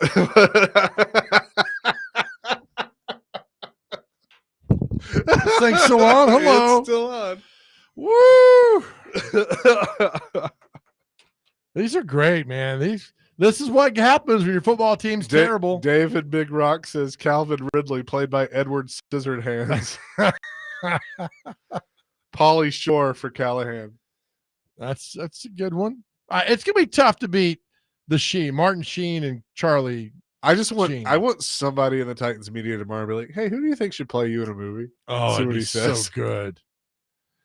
He's so good. And we got Kuharski cast as Joe Pesci. That's done. I mean, this movie's going to make itself. Ryan in Florida, who would play Floyd Reese? I got the perfect guy, but I don't know his name. Hang on. But 100% I know who. Is he the guy they just killed off on SVU? Rex Lynn. He's it's Reba's. Yeah. Reba's fiance. Yeah. Rex Lynn. Yep. He could be Floyd. He looks just like Floyd. Exactly. From CSI Miami. Yep. He's Floyd. He was a bad guy in Cliffhanger. He was also in Better Call Saul. Yeah, now he's engaged to Reba. But during CSI Miami, he looked just like Floyd Reese. See, this he does. Doing. See? Yeah, look, we got it.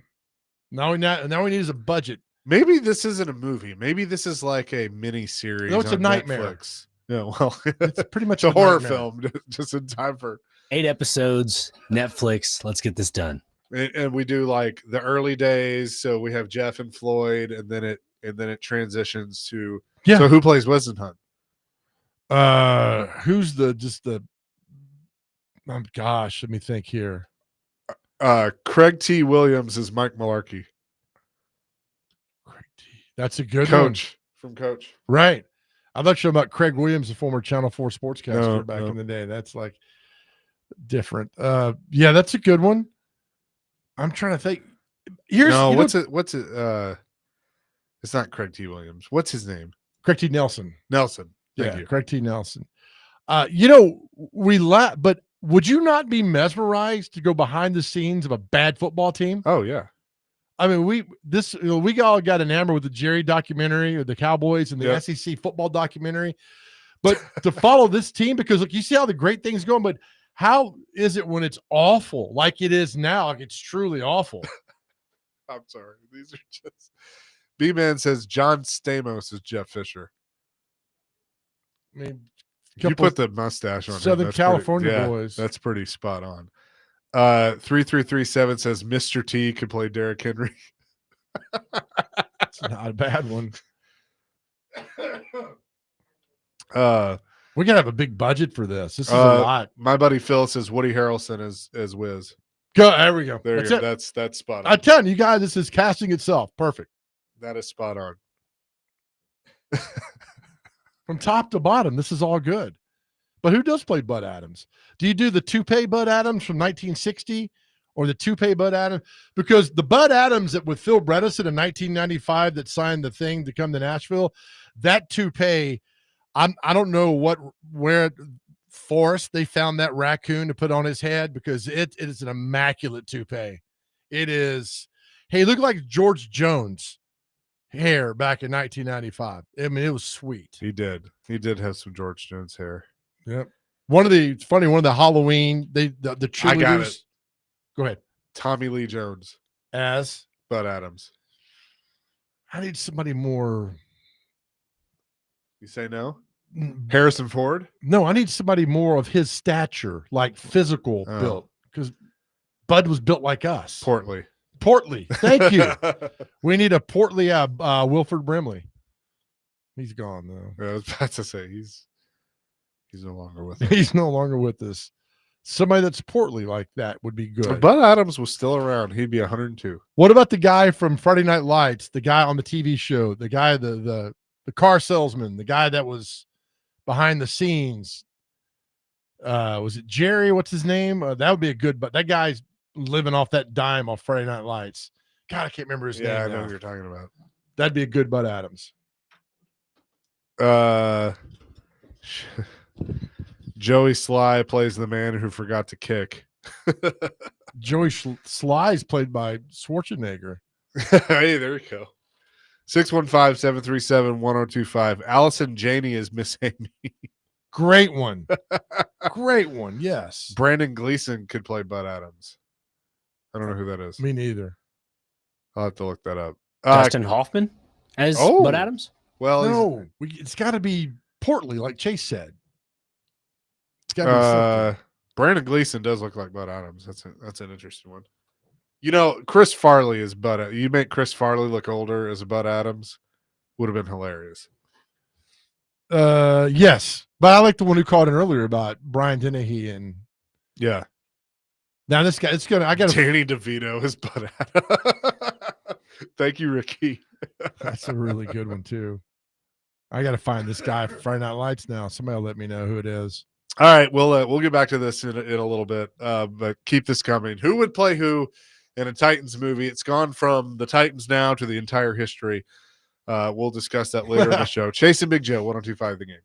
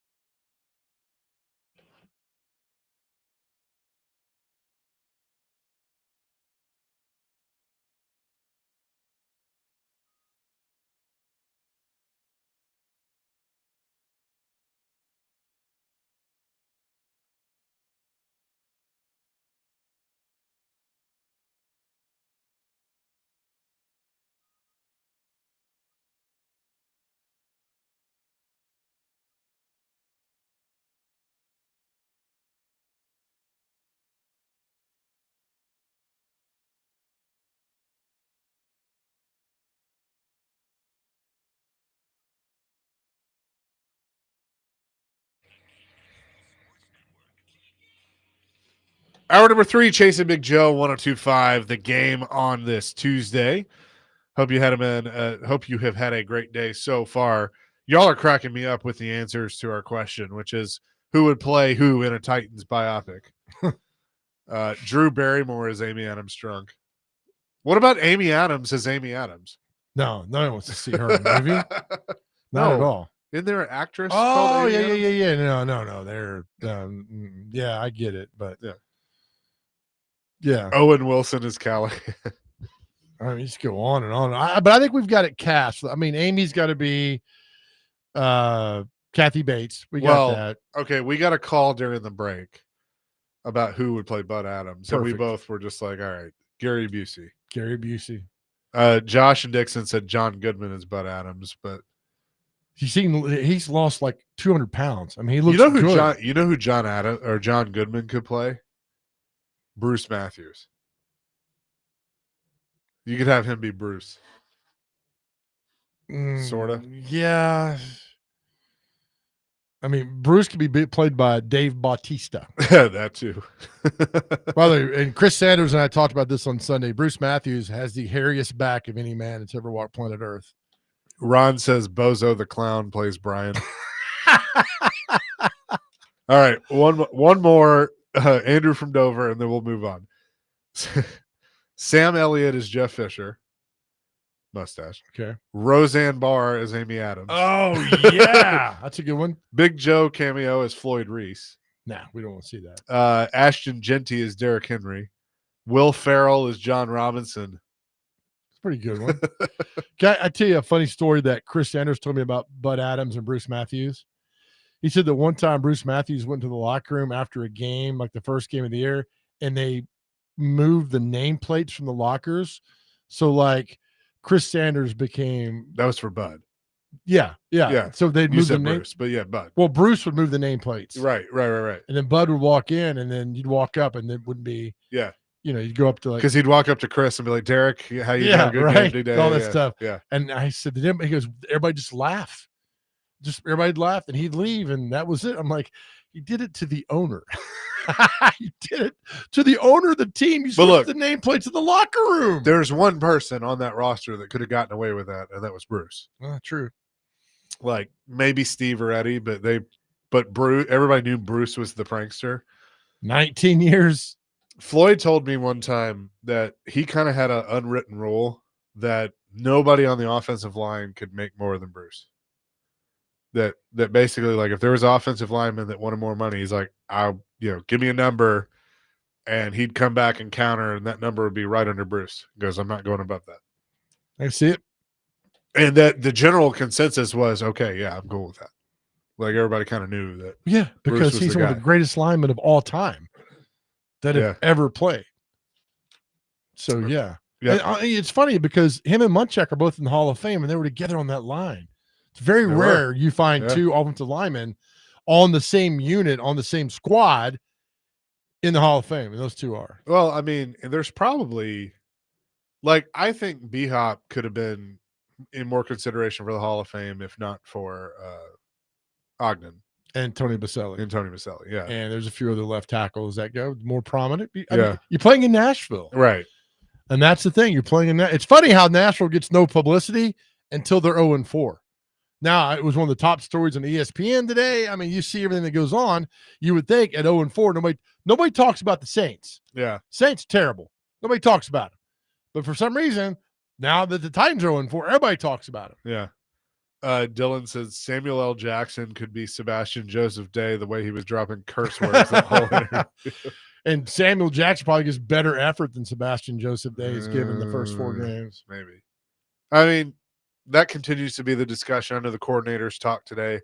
You'll appreciate this. I don't know if we have the audio, but so both the play caller and the guy with the title of offensive coordinator, Nick Holtz, speaks. Why? And Holtz was basically asked, so what exactly do you do now? Oh, yes. So is there a reply? Yeah, he gave an answer. I think it was Koharski that asked it. But that's a legitimate question. You are the offensive coordinator. So what do you do? You don't call plays. Yeah. So what do you do here? Yeah. What do you do? make suggestions like he taught us, all that. It's just nonsense. It said Nick Holtz on not getting play calling and what he does. And there's a video. Oh, but I will say this: Koharski posted this picture of Denard Wilson, and like, does this look not sum up the Titans right now? poor guy. That look So- right there is just like, yeah, here we are. I again, now you got to go on the road and face Kyler Murray and that team, which is putting things together. Not bad out there in Arizona, looking for. I think they're a middle of the pack team, but they're better than this team. Everybody's better than this team. Right? Maybe the Jets. Jets score points. That's true. They're still pretty bad. Competitive. They're terrible. I mean, they're really bad. So the Saints, the Jets, and the I Titans. saw somebody on Twitter last night go, honest question, could Vandy beat the Titans? And the answer to that is no. No. But like it's funny. The worst football team in the National Football League, the Titans, would beat the number one ranked team, Ohio State, 60-0. I'm telling you right now. This is such a dumb argument that we always come up with. But all right, let me ask this. Has the argument changed a little bit now that you're, and I know you're still getting like 30, years older and above, but college football is so much more of a pro sport now. No, the best team in college would get stomped by the worst team in the NFL. It's just the way it happens. Yeah. But the problem is, that happened, Kind of want to see it now, and you could almost pull it off because you can pay the players. but what's in it for the Titans? Nothing. You're supposed to win. Yeah. Why doesn't But if like Georgia beat the Titans, like what was that? I mean, that would be just sell the team. insanity? Yeah, it'd be insanity, but it won't happen. I mean, they used to have a thing back in the day where the top college team players would play one of the best teams is the All-Star game. Yeah. This is in the 60s and 70s. They stopped that nonsense, what they should have, but it was so stop talking. Back when Alabama was good, Alabama could beat Jacksonville. No, they couldn't. Yeah. You're not beating a pro team. You're not beating a pro team. Sorry, you can't. As much as you love your Alabama Crimson Tide, you're not beating a pro team. Here was Nick Holtz when asked about what he does. Really didn't change my role very much. I was a play caller before, so I'm still not, and which is totally fine. And sorry, go back to the rest of it. Well, How does it change? I think people want more insight into What I do. So, I'm in each game plan meeting. I'm in every one with run game, all the past game meetings, everything like that. So do that, handle all the scripting, kind of organize the offense, install the offense in front of the unit, give the unit meetings. So there's plenty of work there. Okay, you know what? It just hit me what he is. If the three of us, secretary, no, I'm gonna worse. The three of us are in a room, right? Okay. And you and Dr. Crane write a song. Because I was sitting in the room with you, I essentially get songwriting credits, even though I didn't do anything. That's him. So he's not doing anything.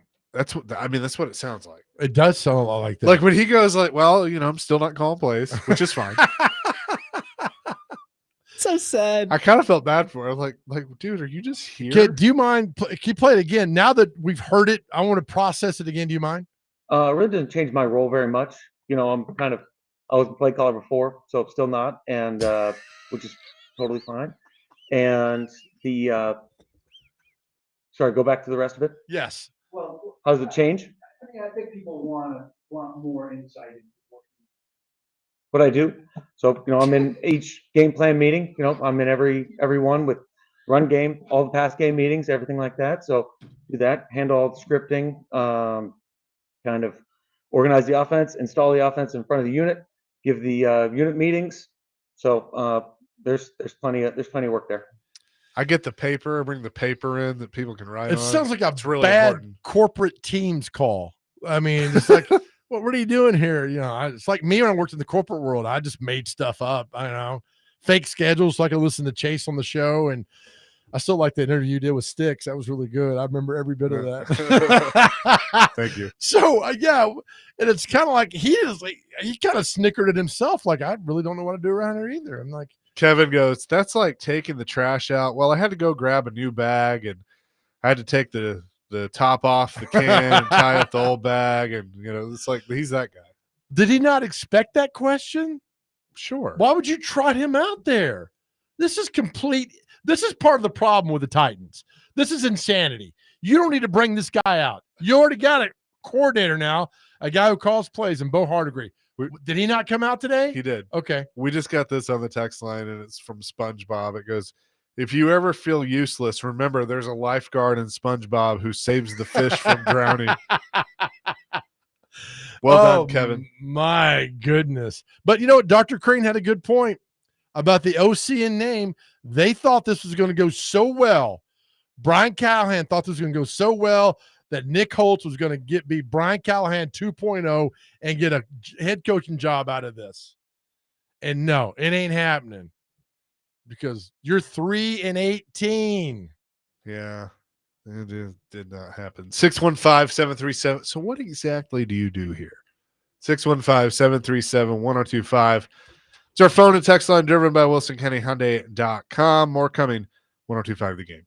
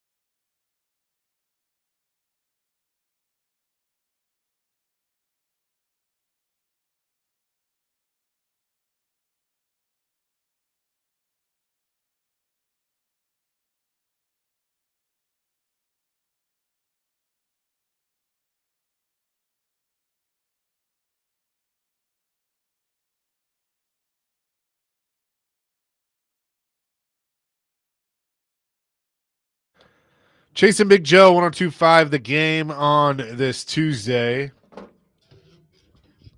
Is this ladies' night? Let's go.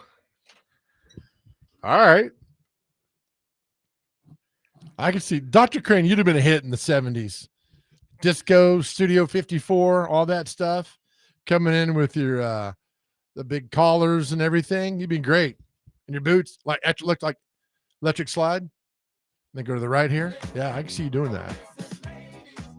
Oh, what a night. Oh, what a night. I can totally see it too. I don't even remember what we were talking about. I'm just like, I'm feeling good now. 6142 says that Holtz comment was straight out of The Office, pure satire. Yeah, I mean, yeah, we've been talking about this for a year and a half now. I remember the day when that call, we said they had an OC, and I remember talking, I was like, OC, but he doesn't call the plays. And I got laughed at, like, oh, OC. And then you realize I was right. Good. OC, coordinator, right? You're not calling anything. And it just drove me crazy. It still does. So let me ask you this, and we'll get to Steven's call in a second. But I thought about this after the show yesterday. You know, it's not if, it's when they make a coaching change. So let's say they wait till the offseason or whatever. They fire him. Typically speaking, isn't always the case, but typically speaking, if you had an offensive guy before, you go defense. And if you had a defensive guy, you go offense. Sure.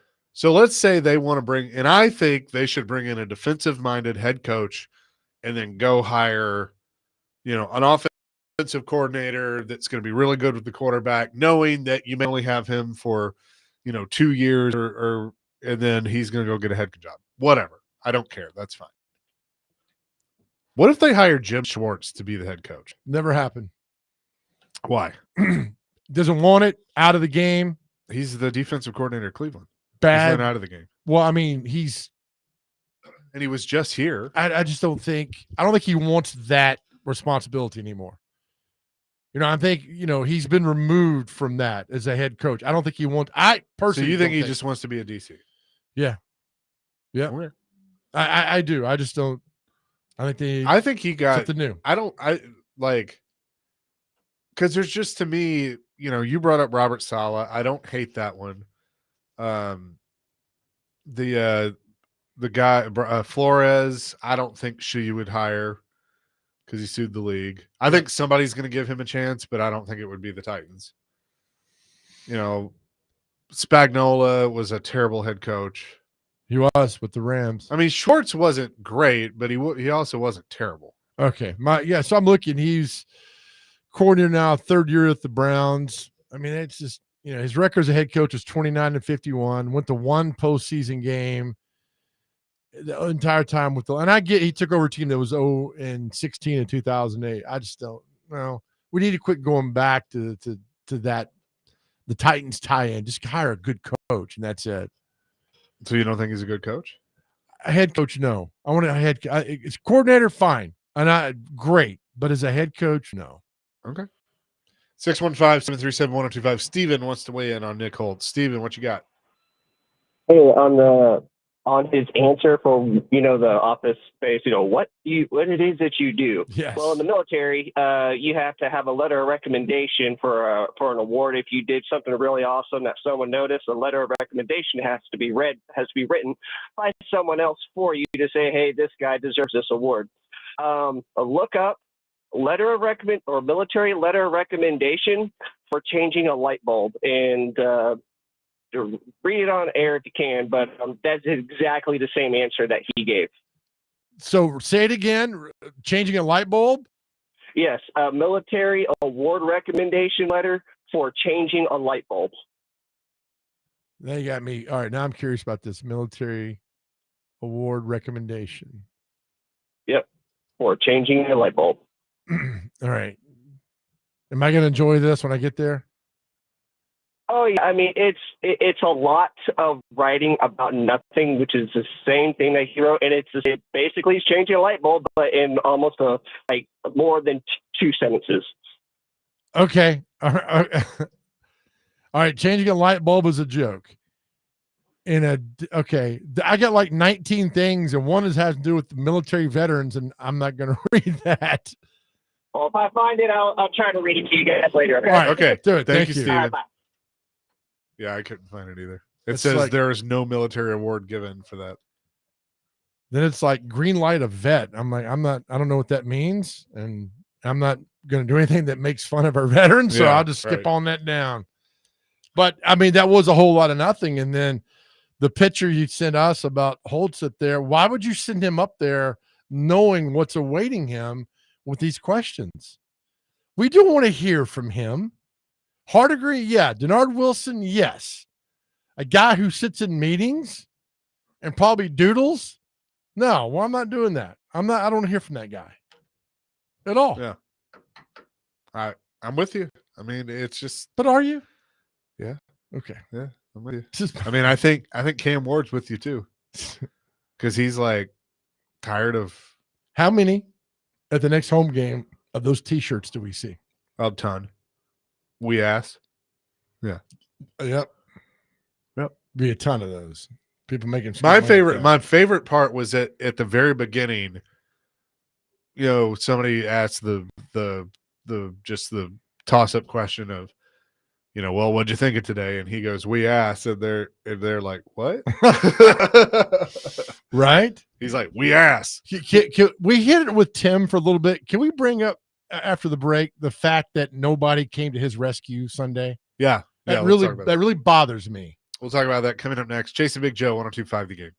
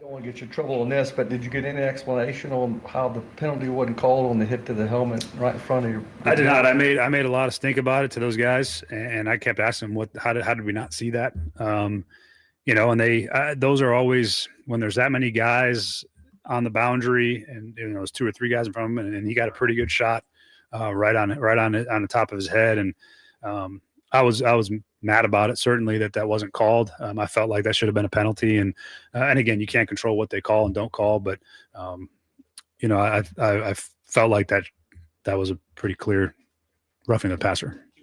That was Brian Callahan yesterday, meeting with the media. By the way, top of the 9th, the Tigers lead the Guardians 2-1 in Game 1 of the Wild Card Series. Padres up on the Cubbies 1-0 in the middle of the 2nd inning. The baseball playoffs underway. Yay! Does it mean it's getting over with soon? Soon, yeah. Thank God. Yeah. But all right, so you're amazed at my hatred for baseball, and I love it. No, because you went to a baseball game and you're like, okay, I kind of missed this. I kind of enjoyed it. What happened during the game? And then you fell asleep. I fell asleep. Yeah.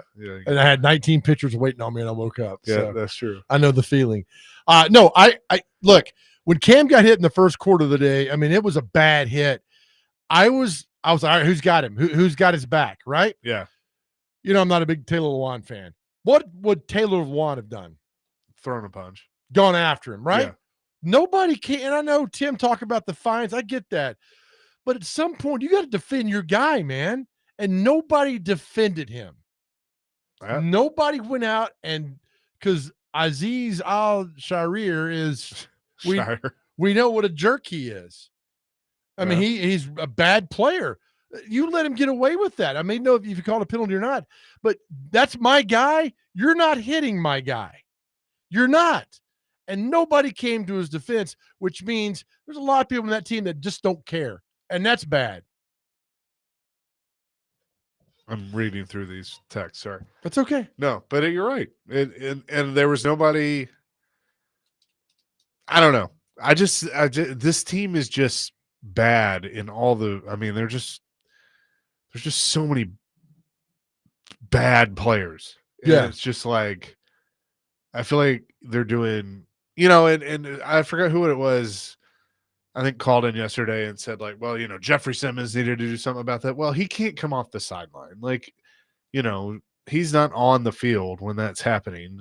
So I don't necessarily want the defensive guy running off, But your lineman, where's Kevin Zeitler is standing there. Yeah. Like it's like it's like this. You take your dog out for a dump and he dumps in your neighbor's yard and you don't have a bag. And you pretend like that didn't happen, and your neighbor's looking at you and like, not my dog. Yeah. It's your dog. Right. Kevin Zeitler's the same way. He's just standing there. Yeah. Defend your quarterback at some point. Was it, help me out, text line, was it Charles Oakley that the Bulls got for Jordan, or is it Rodman? Was it Oakley? Yeah. You hit my guy. Here's my guy going to hit you.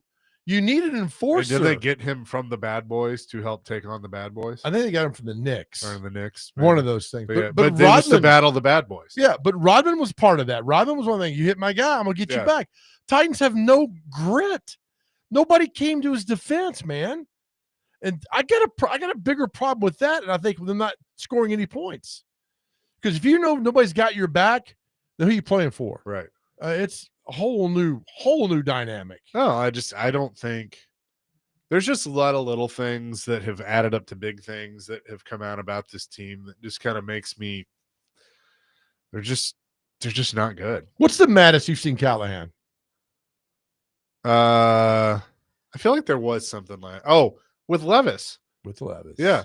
What are you doing? Yep. Yeah. I mean, he was mad. Yeah. Is that the Packers game?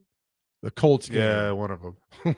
Yeah, one of those that they lost. Gino says Lewan would have been in that guy's face immediately, wouldn't have taken a well-deserved penalty, in my opinion. Yeah. Would have. Yep. Oh, he'd have gotten kicked out. I mean, don't swing at him. Go tackle him. That's the thing. Lewan would have swung at him. I go tackle him. And then you get unsportsmanlike, and then you guys fight about that. You swing at him, it's a different world. But I'd go tackle him. And when I got you on the ground, then I'm punching you. Do you know? Nonstop. Is that what this team needs? They just need an all-out brawl. Probably. You get like 6 guys thrown out, but at the same time, it's like, okay, I got to see some sort of fight. I mean, that game Sunday might have I been know what you're doing, Paul. might have been the worst Tennessee Titans football game they've ever played since 1999. I'm not counting the pretty bad. 97-98 season. The 04 team was awful. 05 was close. 14 was bad. But that what we saw on Sunday was hot garbage. Was the 04 team was just hurt though, right? Salary cap, Yeah. hurt. I mean, things were coming to an end there. 05 was bad because they ended up, 04, because of 04, they got a good draft choice in 05, which was Pac-Man, came at number 6, and that was a disaster too. And then they went, I think, 4-12 or something, which enabled them to get the number 3 pick in 06, which they took with Vince Young. Right. Yep. Okay. I remember that now. It just goes on and on. It's funny. I'd love to sit here and talk about Super Bowl trips and great playoff runs, but in fact, we're sitting there talking yeah, didn't happen. I mean, 02 and 03 was a lot of fun. 04, 05, 06, 07, they got back to the playoffs, lost to the Chargers. 08 went 10-0. Favre beat them here. They go 13-3, get knocked out by Derek Mason and the Ravens. 4667 says they don't need an all-out brawl. These guys couldn't whip butter. You guys got to remember, this team has been penalized so much in the first few games of the season that they are probably being preached to stop taking dumb penalties. Doesn't There's probably work, some though. truth to that. Yeah, no, I hadn't. Keep So doing your quarterback gets his head taken off and you're gonna listen, but you can't stay on side. Right. And do all that stuff. Yes. It's Right. just there's a lot of things that go, and then and we're going to see. And again, this Sunday we're going to be watching again because is this it for him on Sunday? If it's the same performance this Sunday as last Sunday, how does he keep his job? You got to make a change. How has he kept his job through the first 4 games? So? You got to make a change. You're 0-5, and you see that again. Yeah, he'll be all right. He's got a nice fat contract which pays him millions. He'll be fine. when we're sitting there in Vegas against the Raiders, because we're going, is he the coach? No, I think if it's as bad this week, he comes back and they might be staying out there. No, I think they're coming back because according to the media schedule, he would be at the facility on Monday. Okay, all right, that's a change. Yeah, which I think staying out there is stupid. He'll be back here in town in 3 hours. yeah. Well, see, I saw that and I was like, I'm wondering if they had originally planned to stay out there, and now they're like, no, why don't we come back? But I ascribe to what you said earlier. You don't fire him after Vrabel.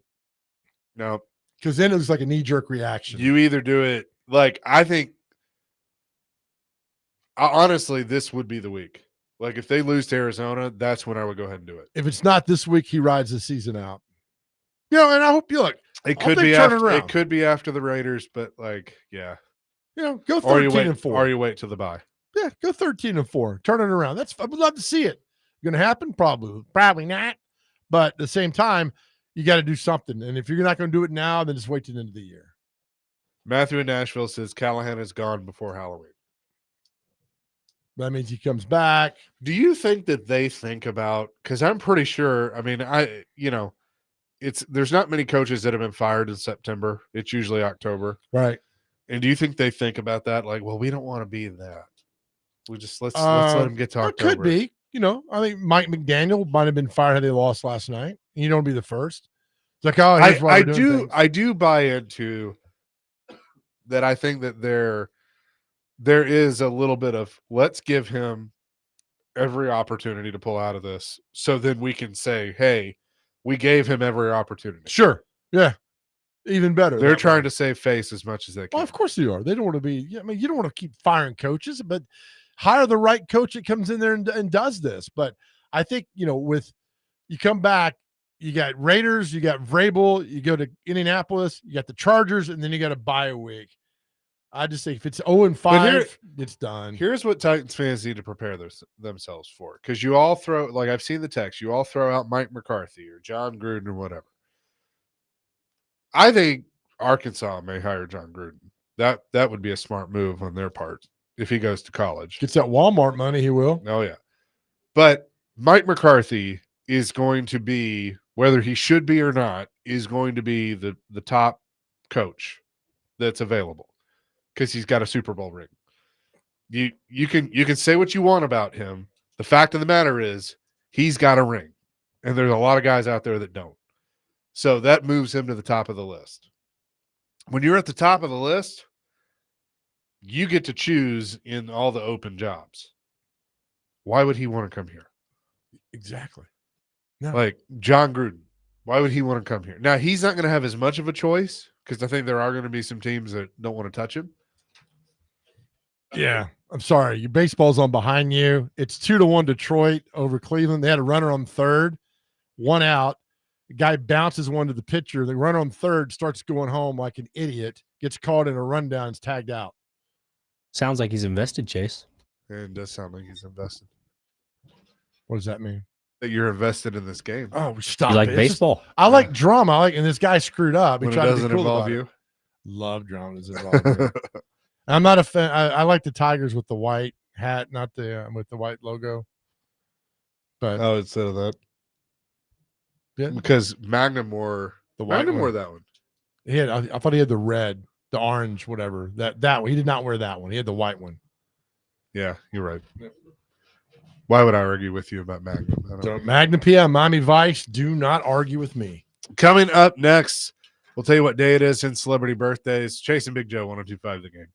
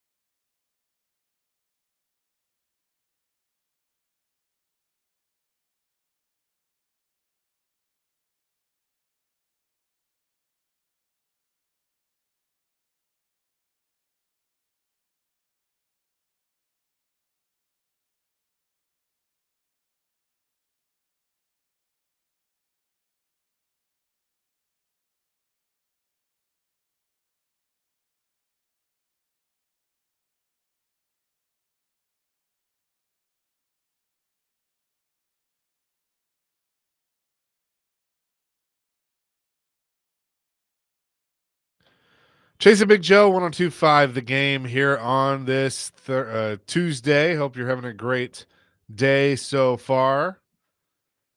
DVD coming up in just a few minutes. In the baseball playoffs that Joe doesn't care about, but he was watching intently, the Padres lead the Cubs middle of the third inning, and the Tigers defeated the Guardians in game one of that series 2-1. No. So congratulations to Jake Lyman and his Detroit Tigers as they have a 1-0 series lead. Best of 3, so if they win tomorrow, that one's over. Isn't Rex Road a big Tigers fan too? He is, I believe, yep. Love that Robbie and Rex Road. 6-9 right here on 102.5 The Game.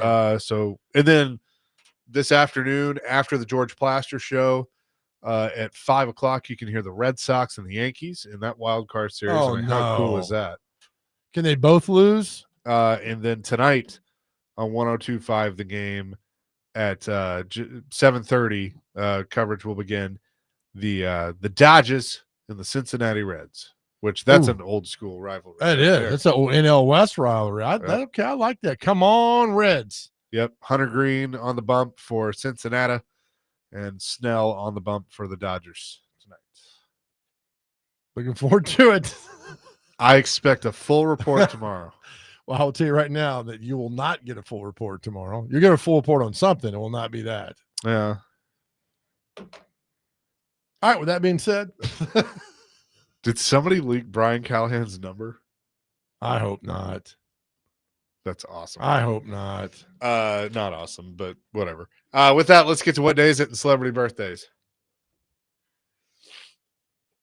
All right, that's just, no pause anymore. Okay, first on the list we have Ask a Stupid Question Day. Daily. That's every day. There you go. Daily. Chewing Gum Day is today, so if you like a good Hubba Bubba, there you go. Bud Walters loves some chewing gum. Oh, good to know. He does. Extra virgin olive oil day is today. Oh, that's your avenue, right? Tablespoon a day, baby. Tablespoon a day. International Blasphemy Rights Day. Interesting on that one. International Podcast Day. Everybody's got one. International Thunderbirds Day. Especially on YouTube. Yeah. International Translation Day. Let's see. National Hot Muled Cider. What? Muled. Tomato. How do you say the word? How's it spelled? I'm afraid. MULLED. Mold? That's what I thought. Okay, I had it right first time. All right, cool. National Mud Pack Day is today. Interesting. National Love People Day. Let's see. National Prepare-a-thon Day. National Souffle Potato Day. Orange Shirt Day. And then time for Yoga Day. It's a good way to wrap up today. That is a good way to wrap it up. All right, time for celebrity birthdays. You got to get these within 2 on either side. Chase, you go first. How old is Greg Brady? Barry Williams. How old is Barry Williams today? 71. 84.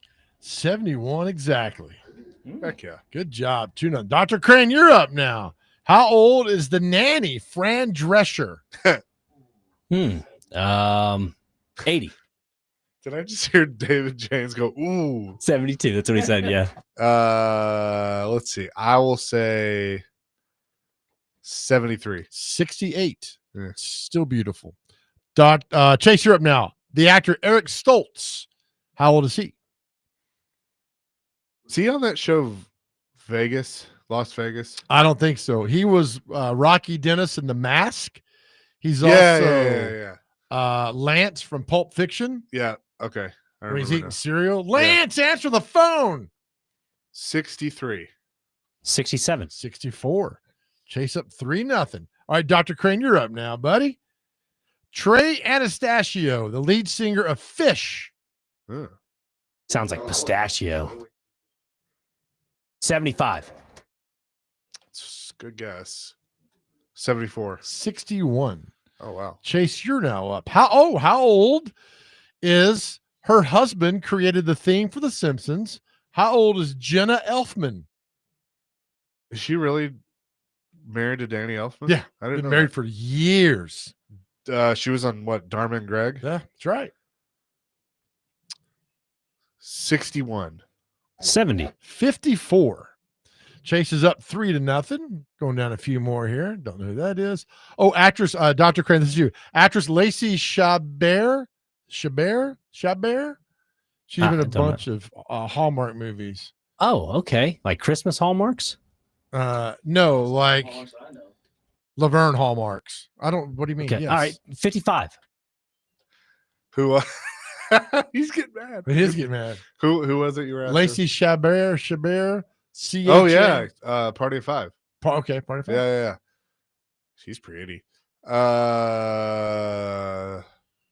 42. 43. He's up 4-0. All right, Chase, you're up now. Actress Angie Dickinson, policewoman. 62. 67. 94. Oh. Dr. Crane, Johnny Mathis, one of the might be the best singer besides Dean Martin of all time. Johnny Mathis. 83. 79. 90. Chase, singer Marilyn McCoo. You don't have to be a star, baby, to be in my show. Marilyn McCoo, Billy Davis Jr. 85. 88. 82. So close on that one. Dr. Crane, you're up now. Country singer Deborah Allen. She lives here in town. Deborah Allen is 70. 73. 72. Chase up 5-0. We're not quitting yet. Chase, you're up. Country singer Marty Stewart. He is 65. 68. 67. Dr. Crane's on the board. 5-1. Dr. Crane, actress Crystal Bernard. She was in Wings. 55. 62. What'd you say, Dr. Crane? 55. 64. Chase is up 6-1. Two more real quick here. We don't have any sports birthdays. It's a crazy day for sports. Chase, you're up now. How old is Eddie Montgomery of Montgomery Gentry? 58. 60. 62. One more, and we'll get out of here. How old is Tony Hale from Veep and Arrested Development, fellow Samford University student? Who's first? Go, Chase, you go. 54. 58. 55. Chase wins 7-2. There were no sports birthdays. Oh, that's okay. Well, good job. With that, let's get to today's matchup. And a good Tuesday, everybody. Welcome in Chase and Big Joe, 102.5 The Game. Because the Bud Adams that with Phil Bredesen in 1995 that signed the thing to come to Nashville, that toupee, I don't know where forest they found that raccoon to put on his head because it is an immaculate toupee. Jay from Laverne says, John Cena is Chad Brinker because you never see him. So now we got to include Jeff Fisher in this, right? Because you got to do a cutaway to the Super Bowl. Jeff Fisher could be played by only one person. Jeff Fisher. Ron Jeremy. Don't Google that, Dr. Crane. Just don't. Just trust us on this. 0388. If you cast Ron Jeremy, you'll have to recast Amy because it becomes a whole new movie. Titans and the Hedgehog? What?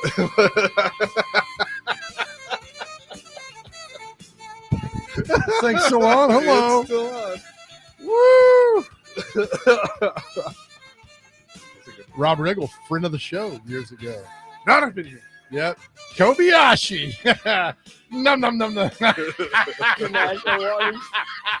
You cannot find that clip, Dr. Crane. You cannot play that clip.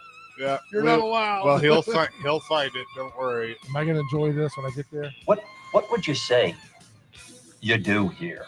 What I do. So, I'm in each game plan meeting. I'm in every one with. I have people skills. I am good at dealing with people. Can't you understand that? What the hell is wrong with you people? Well done, Dr. Crane. That is going to do it for us today. Our message, we've done this for 2 years and really thankful to a lot of the men who've reached out to us about the journey you're on. And we tell you every day about how important you are to us. And if you're struggling, need to talk to somebody, you can call on your cell phone, you dial star 988 immediately. You can call or text. Somebody's always there for you. Go to our website, The Chase and Big Joe Show. There's a link to Unity Psychiatric Care, professional, confidential, just great help for you in this world. We tell you all the time that we can't celebrate our success unless we celebrate your success too. That means we need you here, right? So if you're going through a tough time, please talk to someone. Please, I beg of you to talk to someone because we need you here because our world is a better place because you are here. I'll tell you all the time that we love you. We mean it. And more importantly, more than anything else in this world, God loves you. Amen to that. Peace, love, rock and roll DVD coming up next here on 102.5 The Game.